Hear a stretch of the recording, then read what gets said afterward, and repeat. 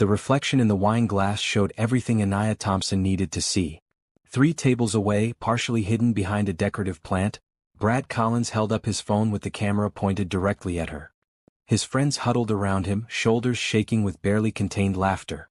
The expensive restaurant suddenly felt like a cage, the soft lighting like a spotlight exposing her as tonight's entertainment. Anaya's hands trembled slightly as she set down the glass. She'd worn her best dress tonight, a bright red one that she'd saved 3 months to afford. Her natural curls were perfectly styled, her makeup carefully applied. She believed this was real. When Brad had approached her desk at the office last week, showing her a profile of someone who supposedly wanted to meet her, she'd felt a flutter of hope. The profile belonged to a businessman, successful and kind-looking. Brad had said this man specifically asked to meet someone who was deaf, that he appreciated different perspectives and ways of communicating. She should have known better. Brad had never been friendly to her before. Why would he suddenly play matchmaker? The restaurant buzzed with conversations Anaya couldn't hear, but she'd become skilled at reading rooms. The elderly couple to her left was arguing, their faces tense. The family near the window was celebrating something, their smiles genuine. And Brad's table, that table radiated cruelty. She could see it in how they kept glancing her way, in how one woman covered her mouth while her eyes danced with mean amusement. Anaya's phone sat on the table, still showing the last message from Brad. He's running a few minutes late. Don't worry, he's definitely coming. This is going to be perfect. Perfect. The word felt like poison now. She understood the plan.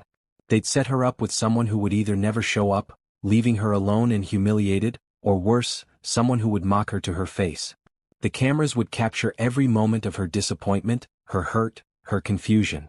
By Monday morning, everyone at the office would have seen the video. She could already imagine the comments, the barely hidden smirks, the whispers that would follow her through the hallways. She thought about leaving. Every instinct screamed at her to grab her purse and walk out with whatever dignity she still possessed. But something held her in place, a stubborn refusal to let them see her run.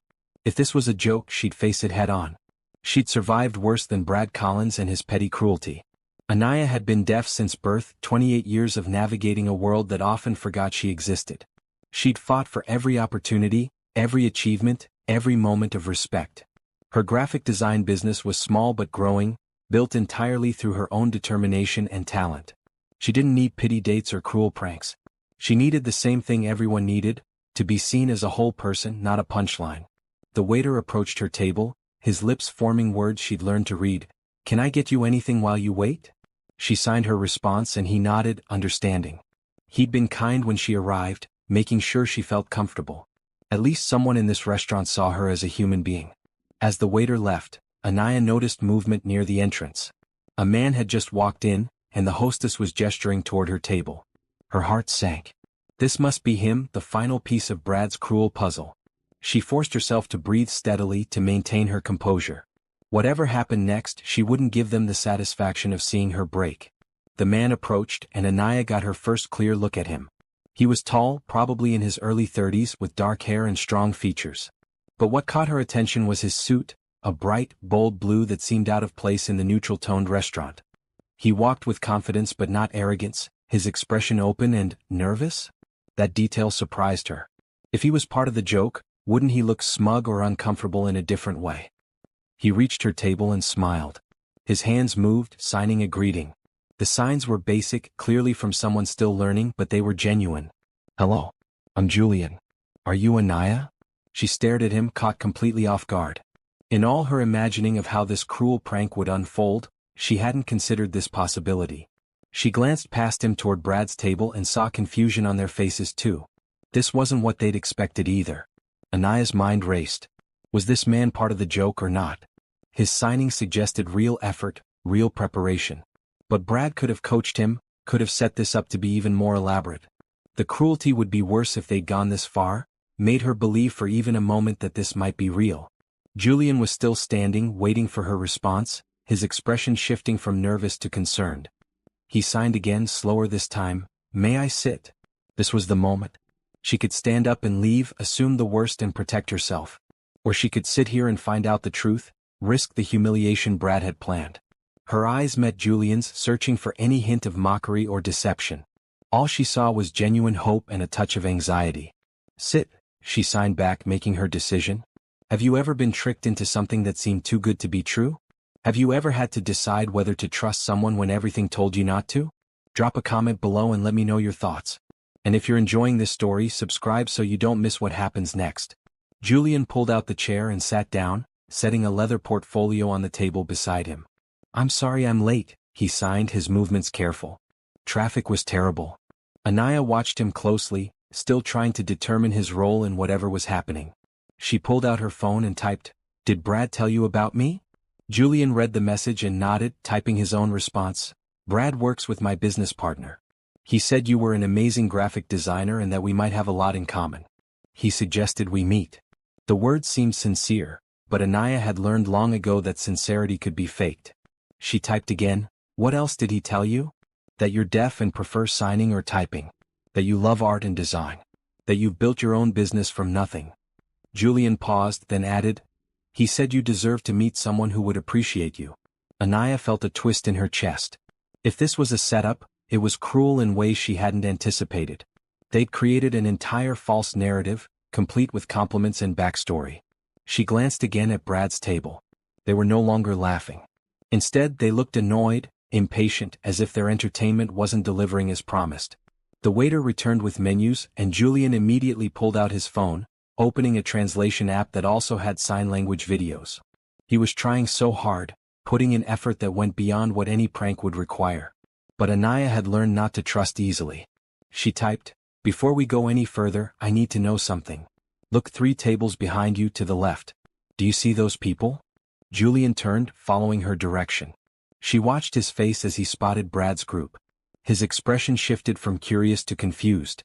He turned back to her, typing, "Yes. Why? Do you know them?" He looked again, studying the table more carefully. After a moment he typed, "I recognize Brad. He's the one who set this up. But I don't know the others. What's going on?" Anaya felt a cold certainty settling over her. She typed out the truth, "They've been filming us since I arrived. I think this whole thing is a joke and I'm the punchline." She watched Julian's face as he read her words. The confusion gave way to shock, then anger. He looked back at Brad's table, his jaw tight. When he turned to her again, his eyes were intense with an emotion she couldn't quite name. He typed rapidly, "I swear I had no idea. Brad told me this was a genuine date. He said you and I would connect. I thought." He paused, then continued, "I thought this was real." "Was it?" Anaya typed, her fingers steady despite the emotions churning inside her. "Were you part of the joke?" Julian's response was immediate, "No. Absolutely not. I would never." He stopped, seemingly overwhelmed. He closed his eyes for a moment, then typed again, "I'm so sorry. I had no idea you were being used like this. That we were both being used." Anaya studied his face, looking for any crack in the facade, any hint of deception. All she saw was genuine distress and growing anger. Either he was an incredibly good actor or he was telling the truth. The question was, which one was it? Julian Pierce had spent 15 years building his company from a small tech startup into a billion-dollar enterprise. He'd negotiated with corporate giants, navigated hostile takeovers, and made decisions that affected thousands of employees. None of that had prepared him for the sick feeling in his stomach as he understood what was happening. Someone had used him to hurt another person. He looked at Anaya, really looked at her, and saw past the beautiful red dress and carefully styled appearance to the guarded expression in her eyes. She was braced for betrayal, waiting for him to reveal his true colors. He hated that someone had put that look on her face. Julian pulled out his phone and typed, "I need you to know something. I'm going to handle this, but first I need to know if you want me to leave. If my being here makes this worse for you, I'll go right now. But if you'll let me stay, I'd like to fix this." Anaya read his message twice. Her hands moved to respond in sign, then she seemed to think better of it and typed instead, "How do you plan to fix it?" "First, I'm going to make sure that video never sees the light of day," Julian typed. "Then I'm going to deal with Brad. After that, if you're willing, I'd like to start this evening over properly. No tricks, no jokes. Just 2 people having dinner." "You make it sound simple," Anaya typed. "The solution is simple. The situation is unforgivable." Julian stood up, his height suddenly imposing. The bright blue suit that had seemed almost playful before now looked like armor. He walked directly to Brad's table, aware that every eye in the restaurant was probably watching him. He didn't care. Brad looked up as Julian approached, his smirk faltering slightly. The others at the table shifted uncomfortably, their phones quickly disappearing under the table or into pockets. Julian, Brad said, his voice carrying false cheer. I didn't realize you'd actually show up. Give me your phones, Julian said quietly. His voice was calm, but there was steel underneath. All of you. Right now. What? Why would we do that? Brad laughed, but it sounded nervous. Because if you don't, I'll have my legal team file harassment charges before sunrise tomorrow. I'll tie all of you up in lawsuits so expensive you'll be paying lawyers for the next decade. Julian leaned forward slightly. And Brad, I'll make sure every business in this city knows what kind of person you are. Your career will be over before Monday morning. You're overreacting, Brad said, but his face had gone pale. It was just a joke, man. We were just having some fun. Fun, Julian repeated, his voice flat. You think humiliating someone is fun. You think setting up an innocent woman to be mocked is entertainment. He straightened. Phones? No. Or I start making calls. The woman next to Brad spoke up, her voice small. It was Brad's idea. We were just filming. I don't care whose idea it was, Julian said. You all participated. Phones. One by one they handed over their devices. Julian collected them, then typed a quick message on his own phone. Within minutes, a man in a dark suit appeared at the table, someone from Julian's security team who'd been waiting outside. Julian handed him the phones. Delete every video from tonight. Every photo. Every message about this dinner. Then return these to them. The security guard nodded and walked away with the phones. Julian turned back to Brad. You told me this was a legitimate date. You said Anaya was someone special, someone I should meet. At least that part was true, though not in the way you meant it. Look, Julian, I can explain, Brad started. Don't. I don't want to hear your excuses. Julian pulled out his own phone and typed quickly. I'm sending an email right now to your supervisor and HR department. You're going to face consequences for this. You can't do that, Brad said, anger creeping into his voice. You don't even work at our company. No, but I own 12% of it. I'm a major investor. Which means I absolutely can do that. Julian pocketed his phone. I suggest you leave this restaurant immediately. And if I ever hear that you've contacted Anaya again for any reason, you'll regret it. Brad's face had gone from pale to red. This is ridiculous. She's nobody. She's just a deaf girl who works in the back office doing basic design work. The words were barely out of Brad's mouth when Julian felt his hands curl into fists. He forced himself to breathe, to stay calm. Violence would only make things worse, and more importantly, it wasn't what Anaya needed right now. Get out, Julian said quietly. All of you. Get out of this restaurant right now. The manager had appeared at some point during the confrontation. Is there a problem here, Mr. Pierce? These people were harassing another guest, Julian said. I'd appreciate it if you'd escort them out. The manager nodded briskly. Of course. Ladies and gentlemen, I'm going to have to ask you to leave. Brad stood, his chair scraping loudly. He grabbed his coat and glared at Julian. You're going to regret this. The only thing I regret is that I ever trusted your judgment, Julian replied. The group left, Brad throwing one last poisonous look over his shoulder. Julian watched them go, making sure they were truly gone before returning to Anaya's table. His security guard met him halfway, returning the phones. Everything's been deleted, sir. I've also documented what was on there in case you need it for legal purposes. Thank you. Julian took the phones and handed them to the manager. Can you return these to those people once they're outside? The manager agreed, and Julian finally returned to where Anaya sat. She'd been watching everything, her expression unreadable. He sat down across from her, suddenly feeling exhausted. He typed, I'm sorry you had to see that. I'm sorry any of this happened. Anaya's fingers moved across her phone screen. You didn't have to do all that. Yes, I did. What they did was wrong. What Brad did was inexcusable. Julian paused, then typed, I meant what I said before. If you want me to leave, I will. But if you're willing to give this evening a chance, a real chance, I'd really like to stay. Anaya looked at him for a long moment. Her fingers hovered over her phone, then she typed, Why? Why what? Why do you care? You don't know me. You could have just left and forgotten about all of this. Julian considered his response carefully. Because the moment Brad described you, the moment he showed me your design portfolio, I was interested. I thought maybe I'd found someone genuine, someone who cared about their work the way I care about mine. When I realized this was a setup, I was angry for both of us. But mostly, He stopped, searching for the right words. Mostly because no one deserves to be treated the way you were treated tonight. And walking away would have made me just as bad as them. Anaya read his words, her expression softening slightly. She typed, "You learned sign language for tonight." "I did. Not very well, but I tried. I've been working with deaf communities through my company's accessibility initiatives. I wanted to be able to communicate properly. That's more effort than most people make." "It's the bare minimum of respect," Julian typed. "You shouldn't have to carry the full burden of communication. That's not fair." For the first time since he'd arrived, Anaya smiled. It was small, hesitant, but genuine. She typed, "You're not what I expected." "What did you expect?" "I don't know. Maybe someone who'd look at me and see a disability first, a person second. Or someone who'd think they were doing me a favor by showing up." Her fingers paused, then continued, "Or someone who was part of the joke. I see a talented designer wearing a beautiful red dress who deserves a much better evening than this one started out to be," Julian typed.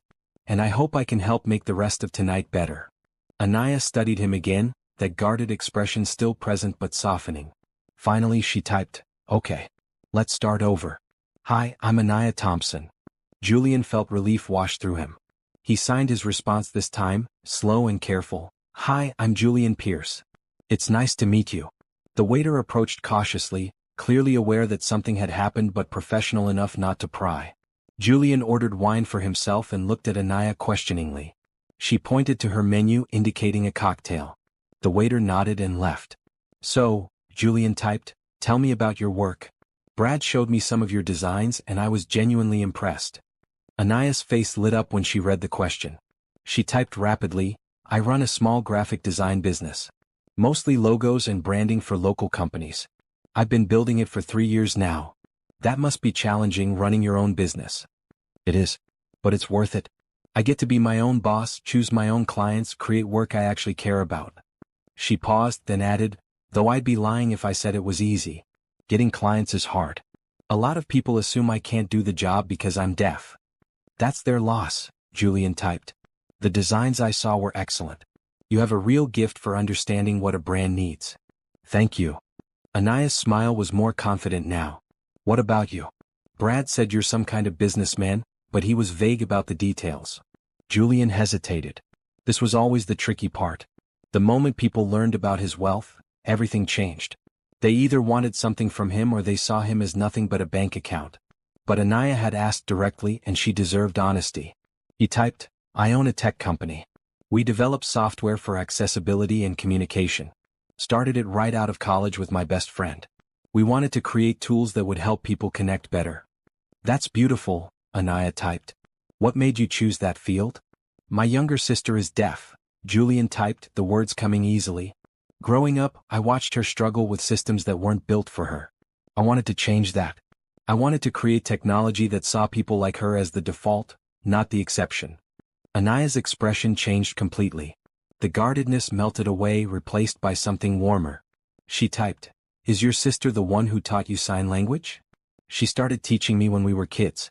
I've been practicing more seriously lately. She says my grammar is terrible, but I'm getting better." "Your grammar is fine," Anaya typed. "Better than most hearing people I meet. At least you're trying." Their drinks arrived and they toasted carefully. The cocktail glass caught the light, and Julian noticed Anaya's hands, graceful and expressive even in stillness. These were hands that created beautiful things, that communicated entire worlds. They talked through dinner, fingers flying across phone screens, occasionally switching to sign when words came easier that way. Julian learned that Anaya had graduated top of her class in design school, that she loved painting in her free time, that her dream was to open a community center where deaf artists and designers could work together and teach others. He told her about his sister, about his company, about how tired he was of people who only saw his money. He confessed that Brad's promise of a genuine connection had been appealing precisely because it seemed too unlikely to be a setup. "I should have known better," Julian typed. "Brad's always been slimy. But my business partner vouched for him, said he was trying to be helpful. We both wanted to believe it could be real," Anaya typed back. "That's not a weakness. That's hope." The restaurant around them continued its normal rhythm, but their table felt separate, insulated.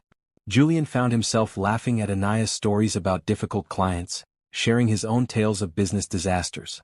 The conversation flowed easily, naturally, in a way he hadn't experienced in years. As dessert arrived, Anaya typed, "Can I ask you something?" "Anything." "When you walked in tonight, before you knew about the prank, what were you hoping for?" Julian thought about his answer. "Honestly, I was hoping to meet someone who didn't know me as Julian Pierce, billionaire, first. Someone who might see just Julian. The guy who still eats cereal for dinner sometimes and watches too many cooking shows and wants to do something meaningful with his life beyond just making money. And now? What are you hoping for now?" He typed slowly, making sure his words were clear. "Now I'm hoping this isn't the last time we have dinner together. I'm hoping you'll give me a chance to prove that tonight, despite how it started, could be the beginning of something real." Anaya set down her phone and signed her response, her movements fluid and certain. "I'd like that too." The next morning, Anaya woke to sunlight streaming through her apartment windows and the memory of Julian's smile as they'd said goodnight. For a few peaceful moments, she let herself feel the warmth of that memory, the surprising connection they'd found despite the terrible beginning. Then reality crashed back in. She had to go to work. She had to face Brad Collins and whoever else had been at that table. She had to walk through an office where everyone might know what had happened, where the humiliation she'd feared might still be waiting. Anaya sat up in bed, her small studio apartment suddenly feeling cramped. She'd worked hard to make this space her own, filling it with her artwork and designs, but this morning it felt like a fortress she didn't want to leave. Her phone buzzed. A text from Julian. "Good morning. I hope you slept well. I wanted to let you know that I've spoken to your company's HR department. Brad has been suspended pending an investigation. You won't have to deal with him today." Anaya read the message 3 times. Part of her felt relief, but another part felt strange about Julian intervening in her workplace. She typed back, "Thank you, but you didn't have to do that. I can handle Brad." His response came quickly, "I know you can, but you shouldn't have to. What he did was harassment and your company needs to know about it. Plus, he used my name and reputation to set up the prank. I have every right to file a complaint too." She couldn't argue with that logic even if it still felt odd having someone fight her battles. She'd been independent for so long, relying only on herself, that accepting help felt uncomfortable. But maybe that was something she needed to learn. Anaya got ready for work, choosing a bright green blouse that made her feel confident. As she applied her makeup, she thought about the previous night. Julian had been surprising. He'd defended her without being asked, had shown genuine interest in her work, had made her laugh. But a small voice in her head warned her to be careful. Rich men could be charming when they wanted something. What could Julian possibly want from her, though? The question followed her through her morning commute on the bus. She watched the city roll past, people heading to their own jobs, their own lives. She thought about Julian's confession that he wanted someone to see him as just Julian, not as a billionaire. She understood that desire more than he might realize. How many times had people looked at her and seen only her deafness, not her talent or personality? At her office building, Anaya hesitated before entering. This was a small marketing firm where she worked part-time while building her design business. It paid the bills while she pursued her dream. She'd always kept her head down, done good work, and avoided office drama. Brad had been the exception, always finding small ways to make her feel excluded or incompetent. The office was on the 3rd floor. As Anaya walked down the hallway, she felt eyes on her. Some coworkers looked away quickly when she glanced at them. Others offered small, sympathetic smiles. One woman, Teresa from accounting, signed a quick, "Good morning," as Anaya passed her desk. So people knew. The story had spread. Anaya reached her desk in the corner of the design department. It was a small space, but she'd made it comfortable with plants and inspirational artwork. She set down her bag and powered on her computer, trying to ignore the whispers she could see but not hear. A tap on her shoulder made her turn. Her supervisor, Michelle Rodriguez, stood there with a concerned expression. She gestured toward the conference room and Anaya followed her. Inside the conference room, Michelle closed the door and sat down across from Anaya. She began typing on her phone to communicate, "I heard about what happened last night. I'm so sorry. If I'd known Brad was planning something like this, I would have stopped it immediately." Anaya typed back, "It's not your fault. I just want to move past it and do my work." "I understand. But I need you to know that the company takes this seriously. Brad's been suspended while we investigate. We're also implementing new harassment training for all employees." Michelle paused, then continued typing. "Mr. Pierce called our CO this morning. He was very clear about what happened and what he expects our response to be." There was again. Julian intervening on her behalf. Anaya typed, "He seems to have taken this very personally. He should." Brad used Mr. Pierce's name and reputation to set up a cruel prank. That's not something any professional would take lightly. Michelle smiled. "Between you and me, I'm glad someone with his resources is on your side. Brad has gotten away with too much for too long." After the meeting, Anaya returned to her desk and tried to focus on work. She had 3 client projects due by the end of the week, and sitting around feeling sorry for herself wouldn't get them done. She opened her design software and lost herself in color palettes and typography choices. At lunch, her phone buzzed again. "Julian, I hope your morning is going okay. I know I might have overstepped by calling your company. If I made things worse, I apologize." Anaya smiled despite herself. He was trying so hard to do the right thing. She typed, "You didn't make things worse. Everyone knows anyway. At least this way something is being done about it." "Good. I've been worried all morning that I'd messed up somehow." A pause, then another message. "Would you like to have dinner again? Nothing fancy, just food and conversation. Maybe tomorrow night?" Her fingers hovered over the phone. This was the moment where she should be cautious, where she should protect herself. But she thought about Julian's earnest attempts at signing, his anger on her behalf, the easy way they talked about art and dreams. She typed, "Yes. I'd like that." "Great. I'll pick you up at 7? I'll meet you there. Just tell me where." There was a pause before his next message. "You don't trust me enough yet to let me know where you live. I get that. How about that Italian place on 5th Street? The one with the blue awning? I know it. See you tomorrow at 7. Anaya set down her phone, feeling a flutter of nervousness and anticipation. She was really doing this. She was giving Julian Pierce, Billionaire, a second chance. Or maybe it was a first real chance, since last night had been built on deception. The afternoon passed quickly. Anaya finished 2 of her client projects and made good progress on the 3rd. As the workday ended, Teresa stopped by her desk. "Hey," Teresa signed. She was one of the few co-workers who knew sign language, having learned it to communicate with her nephew. "Are you doing okay? This whole Brad thing is crazy." "I'm fine," Anaya signed back. "Just ready to forget about it. I heard you had dinner with Julian Pierce." The Julian Pierce. Teresa's eyes were wide with curiosity. "What was that like?" "It was nice." "He's nice." "Nice?" "Anaya, the man is a billionaire. He's on magazine covers. He's not just nice." Anaya smiled. "He was to me. That's all that matters." Teresa studied her face. "You like him." "I barely know him." "But you like him. I can tell." Teresa grinned. "This is so exciting. You have to tell me everything." "There's nothing to tell yet. We had one dinner. And you're having another one tomorrow," Teresa said, having clearly read Anaya's text from across the office. "Sorry, I saw the notification on your screen. I wasn't trying to spy." Anaya laughed. "It's fine. Yes, we're having dinner tomorrow. But it's just dinner. I'm not getting carried away with fantasies." "Why not? Girl, you deserve someone who treats you well." And from what I heard, Julian Pierce went full protective mode on Brad. That's swoon-worthy. Or it's just him protecting his own reputation. "You don't really believe that," Teresa said. "I saw your face when you were texting him. You're already falling for this guy." "I'm not falling for anyone. I'm just interested. Cautiously interested." Teresa signed something that roughly translated to "whatever you say," with heavy skepticism, then waved goodbye as she headed home.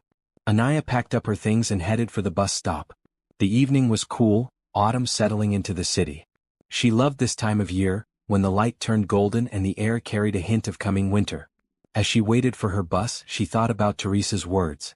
Was she falling for Julian? It was too soon to know. But she couldn't deny the way her heart had lifted when she'd seen his morning text, or the anticipation she felt about tomorrow's dinner. Maybe Teresa was right. Maybe she was already in deeper than she wanted to admit. The bus arrived and Anaya found a seat by the window. As the city passed by, she made herself a promise. She'd give this thing with Julian a real chance. She'd be open and honest and let herself hope. But she'd also be smart. She'd protect her heart while still being brave enough to risk it. If Julian turned out to be as genuine as he seemed, it would be worth it. And if he didn't, at least she'd know she'd tried. Her phone buzzed one more time. "Julian again. I forgot to mention, I have something for you. Nothing big, just something I think you'll appreciate. I'll bring it tomorrow." Anaya frowned at the message. She typed, "You don't need to bring me anything." "I know. But I want to. Trust me, it's not expensive or weird. Just meaningful. I hope. She could have argued, but something in his message made her curious. She typed, "Okay. See you tomorrow." As the bus carried her home, Anaya wondered what Julian considered meaningful. She'd find out soon enough. For now, she let herself smile at the thought of seeing him again, of having another evening of easy conversation and surprising connection. Maybe, just maybe, something good was coming out of Brad's cruel joke after all. Julian Pierce sat in his office on the 42nd floor of the Pierce Tower, staring at the box on his desk. Inside was a gift he'd stayed up half the night creating, and now he was second-guessing himself. Was it too much? Too personal? Too weird? His assistant, Grace Park, knocked on his glass door and entered. "Your 2 o'clock is here," she signed and spoke simultaneously.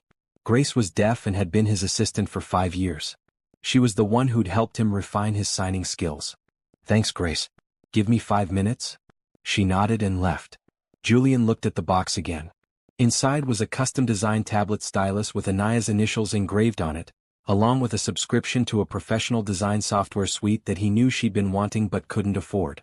He'd found out about the software from carefully reading her blog posts about design struggles. Was it too much? Maybe.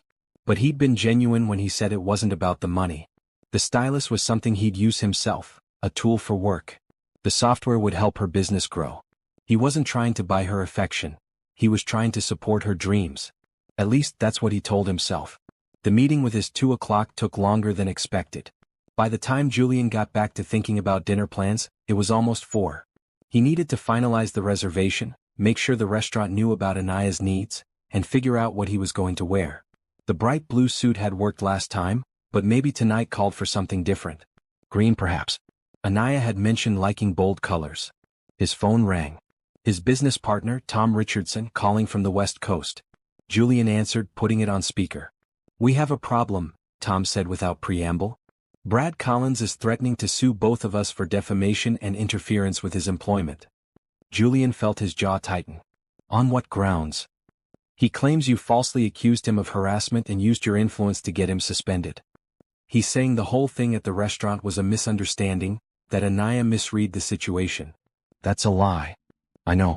But he's hired a lawyer and they're making noise." Tom sighed. "Look, I know Brad screwed up. But the lawsuit could get messy. Maybe we should try to smooth things over, get him to drop it." "No. Julian, think about this. Legal battles are expensive and time-consuming. Is it really worth it over one bad date?" "It wasn't a bad date, Tom. It was calculated harassment. And yes, it's worth it." Julian stood and walked to his office window, looking out over the city. Brad set up an innocent woman to be humiliated for entertainment. He filmed her without consent. He used my name and reputation to make it happen. I'm not smoothing anything over. He could drag this out for months. Let him. I have an entire legal team on retainer. What does he have? Tom was quiet for a moment. "You really care about this girl, don't you? Her name is Anaya. And yes, I care about making sure she's not hurt again." "That's not what I meant. I mean, you care about her personally." Julian didn't answer immediately. Did he care about Anaya personally? He'd known her for one evening. But he couldn't stop thinking about her smile when she talked about design, her determination to build something meaningful, the way she'd been brave enough to stay at that restaurant even when she knew it was a setup. "I care about doing the right thing," Julian finally said. "Whether or not I have personal feelings is irrelevant. It's very relevant if Brad's lawyer uses it against you. They could claim you're pursuing this out of romantic interest, not legitimate business concerns."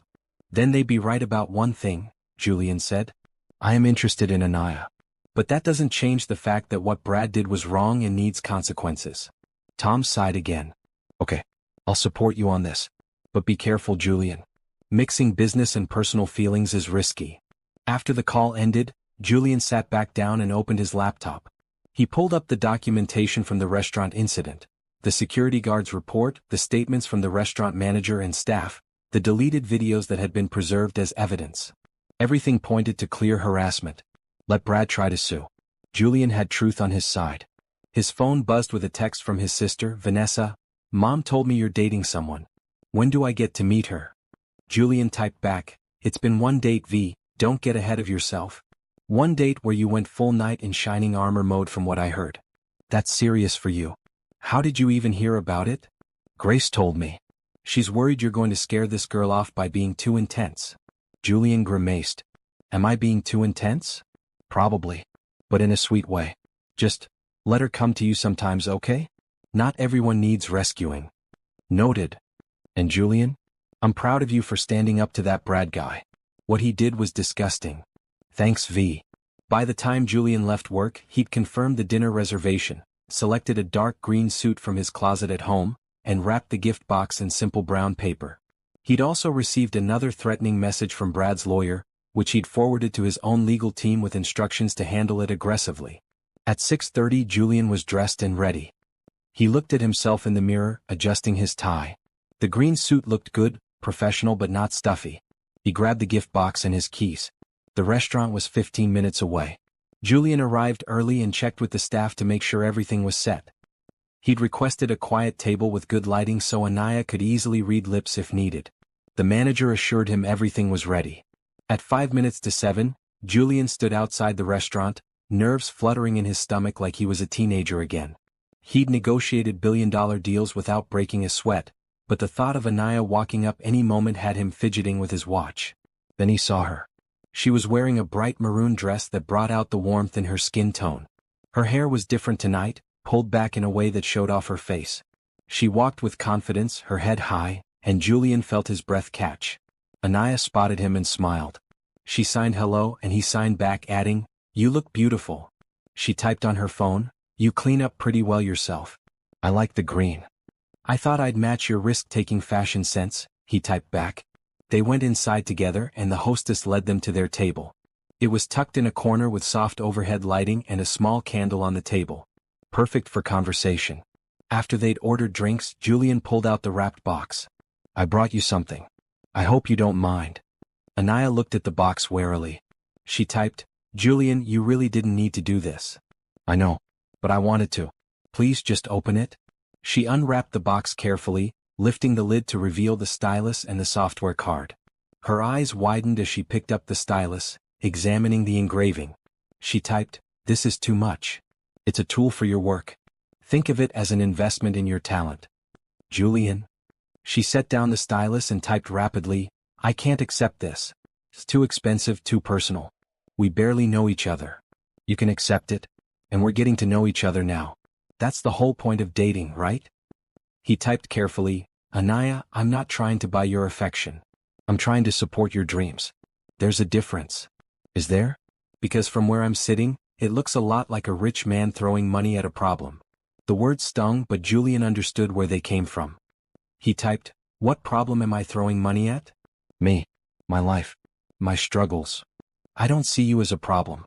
I see you as someone talented who deserves better tools to do her work. If I'd met a male designer with the same portfolio, I'd do the same thing." Anaya studied him, her expression unreadable. She typed, "Would you? Or would you just see him as a business opportunity, not a charity case?" "You're not a charity case," Julian typed firmly. "You're a potential business partner. I told you my company focuses on accessibility and communication. Your design work aligns perfectly with our brand values. I'd like to offer you contract work at industry standard rates, creating materials for our new products." He watched her read his words, saw the moment her expression changed from defensive to surprised. She typed, "You want to hire me?" "Yes, officially. With a contract and everything. The stylus and software are signing bonuses, not gifts." Julian smiled. "Although I was going to offer them as gifts if the business angle didn't work." Anaya laughed, the tension breaking. She typed, "You're sneaky. I'm practical. I need a designer. You need clients. This benefits both of us. And the fact that you're attracted to me? That doesn't complicate things." Julian appreciated her directness. He typed, "Maybe it does. But I think we can be professional about business and still explore whatever this is between us personally. Unless you'd rather not mix the two." "I don't know. I've never dated a client before. I've never hired someone I was interested in dating. We'd be figuring it out together." Their drinks arrived, giving Anaya time to think. She sipped her wine slowly, her eyes on the stylus still sitting in the box. Finally she typed, "Okay. I'll accept the job. But I want to be clear. I'm going to do excellent work because that's who I am, not because we're dating. And if at any point you're unhappy with my designs, you tell me professionally. No special treatment." Agreed. And if this, she gestured between them, doesn't work out romantically, I still keep the contract. Absolutely. The business arrangement is separate. Then we have a deal. Anaya picked up the stylus and examined it more closely, a smile playing at her lips. This really is beautiful. Thank you. You're welcome. My sister helped me choose it. She has better taste than I do. Your sister sounds smart. She is. She wants to meet you, by the way. I told her it was too soon, but she's persistent. Anaya's eyes widened. You told your family about me? Julian realized his mistake too late. He typed quickly, just my sister. And only because she's deaf too and she's interested in anyone I meet from the community. It's not a big deal. It feels like a big deal. Is that bad? Anaya thought for a moment, then typed, no. Just unexpected. I guess I didn't think I'd be meeting the family material. You're definitely meeting the family material. But only when you're ready. No pressure. They ordered dinner and the conversation shifted to easier topics. Anaya told him about her favorite art movements, and Julian shared stories from his company's early days. They laughed over menu choices and debated the merits of different design software. Halfway through the meal, Anaya's phone rang. She glanced at it, frowned and typed, "It's my boss. I should take this." Julian nodded, and Anaya stepped away to the restaurant's entrance. Through the window he could see her on a video call, signing rapidly. Her expression was distressed. After several minutes she returned to the table. She typed, "I need to leave. There's a problem at work." What kind of problem? Brad showed up at the office. He's demanding to collect his things and he's causing a scene. Michelle asked if I could come in because he's saying things about me, claiming I lied about what happened. Julian felt anger surge through him. He typed, "I'm coming with you. You don't need to do that." "Yes, I do. Brad's behavior is escalating, and I'm not letting you walk into that situation alone." Anaya looked like she might argue, but then she nodded. They paid the check quickly and headed outside. Julian's car was in valet parking, and within minutes they were driving toward Anaya's office building. The drive took 20 minutes. Julian could see Anaya's tension in how she held herself, in the tight grip she had on her phone. He wanted to reach over and take her hand to offer comfort, but he kept both hands on the wheel. When they arrived, the office building's lobby was bright with overhead lights. They could see through the glass doors that a small crowd had gathered near the elevators. Julian and Anaya entered together. Brad was there, shouting at Michelle and two security guards. He was red-faced and gesturing wildly. When he saw Anaya, his expression twisted into something ugly. "There she is," Brad said loudly. "The liar who cost me my job." Anaya stood her ground, but Julian stepped slightly in front of her. He signed as he spoke so she could understand. "Brad, you need to leave. Now." "Oh look, the knight in shining armor. How much are you paying her, Julian? What's your rate for playing the victim?" "That's enough," one of the security guards said. "Sir, you need to collect your belongings and leave immediately or we'll call the police." "I'm not going anywhere until she admits she made the whole thing up. There was no prank. She's just looking for attention and a payout from some rich guy." Julian felt his control slipping. Every instinct wanted to physically remove Brad from the building, but he forced himself to stay calm. He pulled out his phone and typed quickly, then showed the screen to Anaya. She read it and nodded. Julian turned the phone toward Brad and the others. On the screen was the video file his security guard had documented, the one showing Brad and his friends clearly filming Anaya before Julian arrived at the restaurant. "This is evidence of your harassment," Julian said clearly. "My legal team has copies. The restaurant has copies. If you continue this behavior, I'll make sure every single file is sent to the police." Brad's face went from red to pale. "You're bluffing. Try me." Julian's voice was steel. "I've already filed complaints with your company and with mine. I can add stalking and harassment charges if you don't leave right now." The security guards moved closer to Brad. Michelle stepped forward and signed as she spoke for Anaya's benefit. "Brad, you have 1 minute to leave this building. Your personal belongings have been boxed and will be mailed to you. You're not welcome here." For a moment, Brad looked like he might continue arguing.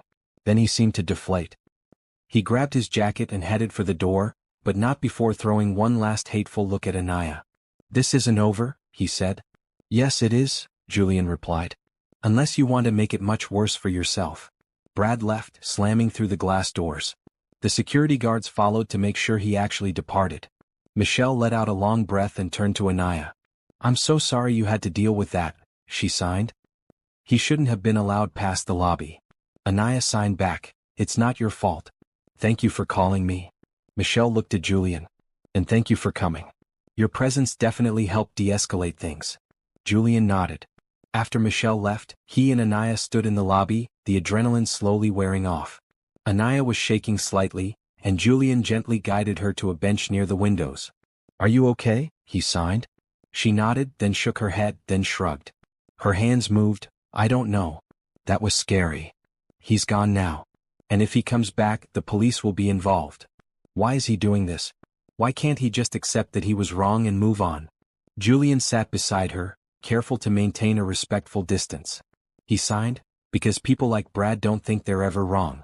They think the world owes them something, and when they don't get it, they lash out. I just wanted to do my job and live my life. I didn't ask for any of this." "I know. None of this is your fault." They sat in silence for several minutes. Finally, Anaya signed, "Thank you for being here. I know I said I could handle Brad, but I'm glad I didn't have to do it alone." "You never have to do anything alone," Julian signed. "Not if you don't want to." Anaya looked at him, really looked at him, and something shifted in her expression. She signed, "You really meant it, didn't you? When you said you'd protect me?" "Yes. And I'll keep meaning it for as long as you'll let me." She leaned against him just slightly, a gesture of trust. Julian wrapped an arm around her shoulders, holding her gently. They sat like that until Anaya's shaking stopped and her breathing evened out. "Come on," Julian finally signed. "Let me drive you home. We can finish our dinner another time." Anaya nodded and stood. As they walked to his car, Julian's phone buzzed with a message from his legal team. "Brad Collins has dropped his lawsuit. His lawyer advised him that the evidence was too strong against him." Julian showed the message to Anaya. She read it and a small smile appeared on her face. She typed, "Does this mean it's really over?" "It means Brad's learned that actions have consequences. And yes, it's over." In the car, driving through the city streets, Julian kept glancing over at Anaya. She was looking out the window, her reflection ghostly in the glass. He wanted to know what she was thinking, wanted to make sure she was truly okay. When they reached her apartment building, Anaya hesitated before getting out. She typed, "Do you want to come up for coffee? Nothing dramatic, just, I'd like some company." Julian felt his heart rate increase. "Are you sure?" "I'm sure." They went up to her third-floor apartment, a cozy studio that was exactly what Julian expected, filled with artwork, design books, and splashes of bright color. Anaya made coffee and they sat on her small couch, knees almost touching. "This is nice," Julian typed. "Your space feels like you." "Thank you. It's small but it's mine. That's important." Anaya sipped her coffee, then set it down and typed, "Can I ask you something personal?" "Anything." "Why me? You could date anyone. Why are you interested in someone with my complications?" Julian took a moment to formulate his response. He typed, "I don't see complications. I see a talented, brave, beautiful woman who makes me want to be better. When I'm with you, I don't think about business deals or profit margins or the next big thing. I think about art and hope and possibilities. You make me remember why I started my company in the first place." Anaya's eyes glistened. She typed, "That's the nicest thing anyone's ever said to me. It's just the truth." They talked for another hour, the conversation ranging from serious to playful. Julian learned that Anaya loved rainy days, that she'd once painted a mural in a children's hospital, that her favorite color was actually purple but she wore red and green because they made her feel powerful. When Julian finally stood to leave, Anaya walked him to the door. Before he left, she signed, "Same time next week? For dinner? I'd love that. No work talk. No crisis management. Just us." "Just us," Julian agreed. He wanted to kiss her. The thought was sudden and overwhelming. But he held back, sensing that Anaya needed time, needed to process everything that had happened. Instead he signed, "Good night, Anaya." "Good night, Julian." As he drove home, Julian felt something he hadn't felt in years: hope. Not the calculated optimism of business projections, but real, genuine hope for the future. Hope that this brave, beautiful woman might give him a chance to prove he was worth her trust. And if Brad Collins tried anything else, Julian would make sure the man regretted it. Some battles were worth fighting, and Anaya was definitely worth protecting. The morning after Brad's confrontation at the office, Anaya woke to find her phone flooded with messages. Word had spread through the company about what happened, and suddenly everyone wanted to check on her, offer support, or share their own stories about Brad's behavior. Teresa texted, "Are you okay? I heard Brad went crazy last night. Please tell me Julian was there being all protective and heroic." Anaya smiled despite her exhaustion. She texted back, "He was there. And yes, he was protective. I'll tell you everything at work." But as she got ready for the day, Anaya found herself thinking less about Brad and more about the hours she'd spent with Julian in her apartment. The conversation had felt effortless, intimate in a way that had nothing to do with physical attraction and everything to do with genuine connection. She told him things she rarely shared with anyone. About her parents who died in a car accident when she was 22, leaving her completely alone. About her struggles to get through design school while working 3 part-time jobs. About the dream she'd had since childhood of creating a space where deaf artists could gather, learn, and create together. Julian had listened to everything, his eyes never leaving hers. He'd shared his own stories too. About building his company from nothing, about the pressure of success, about feeling isolated even when surrounded by people. They'd been honest with each other in a way that felt rare and precious. At work, Anaya found her desk decorated with flowers and supportive notes from co-workers. Even people she barely knew had left kind messages. Michelle stopped by mid-morning with news. "Brad's been terminated," she signed. HR completed their investigation and found multiple instances of harassment, not just toward you but others too. Several people came forward after hearing what happened. Anaya felt relieved but also sad. She typed, "I never wanted him to lose his job. I just wanted him to stop." "I know. But some people need to face real consequences before they change. Maybe this will be his wake-up call." After Michelle left, Teresa pulled her chair over to Anaya's desk. "Okay, spill everything. Don't leave out any details." Anaya laughed and told her about the dinner that got interrupted, about Brad's meltdown, about Julian's calm but firm handling of the situation. She left out the part about sitting in her apartment sharing coffee and dreams. That felt too private, too new to share yet. "He gave you a job?" Teresa's eyes were wide. "Anaya, that's huge. His company is major." "I know. I'm trying not to think about how big it is or I'll panic." "Are you worried about mixing business and personal?" Anaya nodded. "What if it doesn't work out between us? What if I mess up the design work? What if he only hired me because he feels sorry for me?" "Stop," Teresa said firmly. "You're an incredible designer. He hired you because you're talented, not because he pities you. And as for the personal stuff, you'll figure it out. That's what dating is for. We've only had one real dinner. Less than one actually, since last night got cut short. You've also had him fight off a harasser for you twice, been to your apartment, shared deep conversations. That's more than most people do in a month of dating." Teresa had a point. Things with Julian were moving fast, but they also felt right. Natural. Like they'd been moving toward each other from different directions and finally found the intersection. Anaya's phone buzzed. "Julian, good morning. How are you feeling after last night?" She typed back, "Better? Brad got fired. I heard. My business partner called this morning to tell me. He thinks we overreacted." "Do you think so?" "No. I think Brad got exactly what he deserved." "How are you really feeling though?" "Last night was intense." Anaya appreciated that he kept asking, kept checking in. She typed, "Honestly? I'm relieved it's over. And grateful you were there. Always. Listen, I have a proposal for you. Non-work related." "I'm listening." "My sister wants to meet you. She's having a small gathering at her place this Saturday. Just family and a few friends. Very casual. Would you like to come?" Anaya stared at the message. Meeting his family. That was a big step, maybe too big. But Julian had met her crisis, had been there for her worst moments. Maybe it was only fair that she met the people important to him. She typed, "What should I bring?" "Just yourself. And maybe your appetite. Vanessa cooks way too much food." "I'd love to come." "Great. I'll pick you up at 2 on Saturday? I'll meet you there. Send me the address." There was a pause, then, "You still don't trust me with your address." "It's not about trust. It's about independence. I like meeting people places." "Fair enough. See you Saturday." The rest of the week passed in a blur of work. Anaya threw herself into the designs for Julian's company, determined to prove she deserved the contract. She created 3 different logo concepts, each one better than the last. She designed brochures, website mock-ups, and promotional materials that emphasized accessibility without being condescending about it. By Friday afternoon, she had a presentation ready. Julian had scheduled a video meeting to review her work, keeping things professional and separate from their personal relationship. When they connected via video call, Julian's face filled her screen. He was in his office, wearing a navy suit, looking every bit the successful businessman. Anaya felt a flutter of nerves. She shared her screen and walked him through the designs, explaining her choices and reasoning. Julian watched intently, occasionally asking questions or requesting small changes. When she finished, he sat back in his chair. He typed, "These are exceptional. Better than anything my previous designers created. You really understand our mission. Thank you.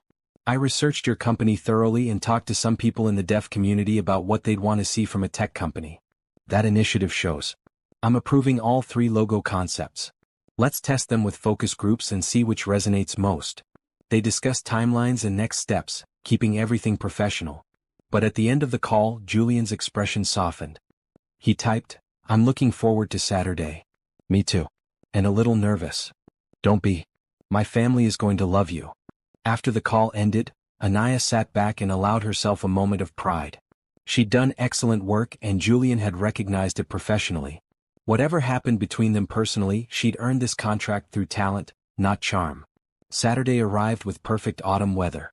Anaya changed outfits 3 times before settling on dark jeans and a bright blue sweater. Casual but put together. She added simple jewelry and checked her reflection one last time. Her phone buzzed. "Julian, just confirming you have the address. My sister lives about 30 minutes from the city, so factor in travel time. I'm leaving now. See you soon." The bus ride gave Anaya time to think. She was about to meet Julian's family, to step into his world in a way that felt significant. What if they didn't like her? What if they thought Julian was making a mistake getting involved with someone who came with complications? She told herself to stop overthinking. Julian wanted her there. That was what mattered. The address led to a suburban neighborhood with tree-lined streets and well-kept houses. Julian's sister's home was a cheerful yellow colonial with a wheelchair ramp leading to the front door. Before Anaya could knock, the door swung open. A woman who looked like a female version of Julian stood there, grinning. She signed, "You must be Anaya. I'm Vanessa. Come in, come in." Anaya liked her immediately.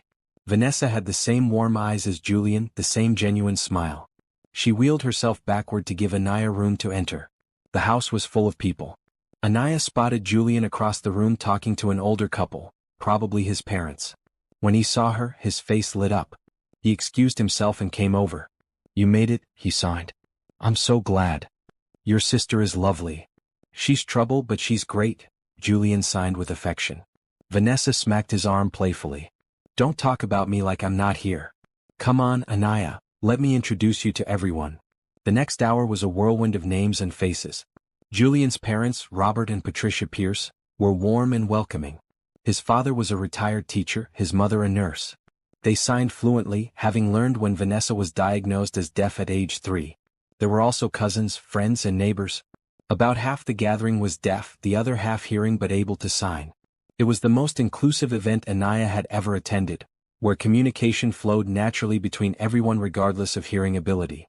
Vanessa cornered Anaya in the kitchen while Julian was outside setting up the grill. "So," she signed, "my brother is completely smitten with you." Anaya felt her face warm. "We're just getting to know each other. Please. I've never seen him like this. He called me 3 times this week just to talk about you. He's nervous about today, worried you won't like us. I already like you. Your whole family is wonderful. We like you too. Julian needs someone who sees him, not his bank account. From what I've heard, you definitely see him." "I try." Vanessa studied her seriously. "He told me about what happened with Brad. I'm sorry you went through that. It's over now." "Is it though?" "Julian says Brad backed off, but guys like that don't always stay backed off. Promise me you'll be careful." The concern in Vanessa's eyes was genuine. Anaya signed, "I promise. And I have Julian looking out for me now." "Yes you do. He's a good protector. Sometimes too good. He thinks he has to save everyone." Vanessa smiled. "But I don't think you need saving. I think you're strong enough on your own." "I am. But it's nice to have support. That's the right attitude. Just make sure he knows you're his partner, not his project." The conversation gave Anaya a lot to think about. Was Julian seeing her as a partner or a project? The line could be blurry, especially with someone wealthy who was used to solving problems with resources. Lunch was served buffet style in the backyard. Julian had grilled burgers and vegetables, and the table was loaded with side dishes everyone had contributed. Anaya found herself between Julian and his mother, conversation flowing easily around her.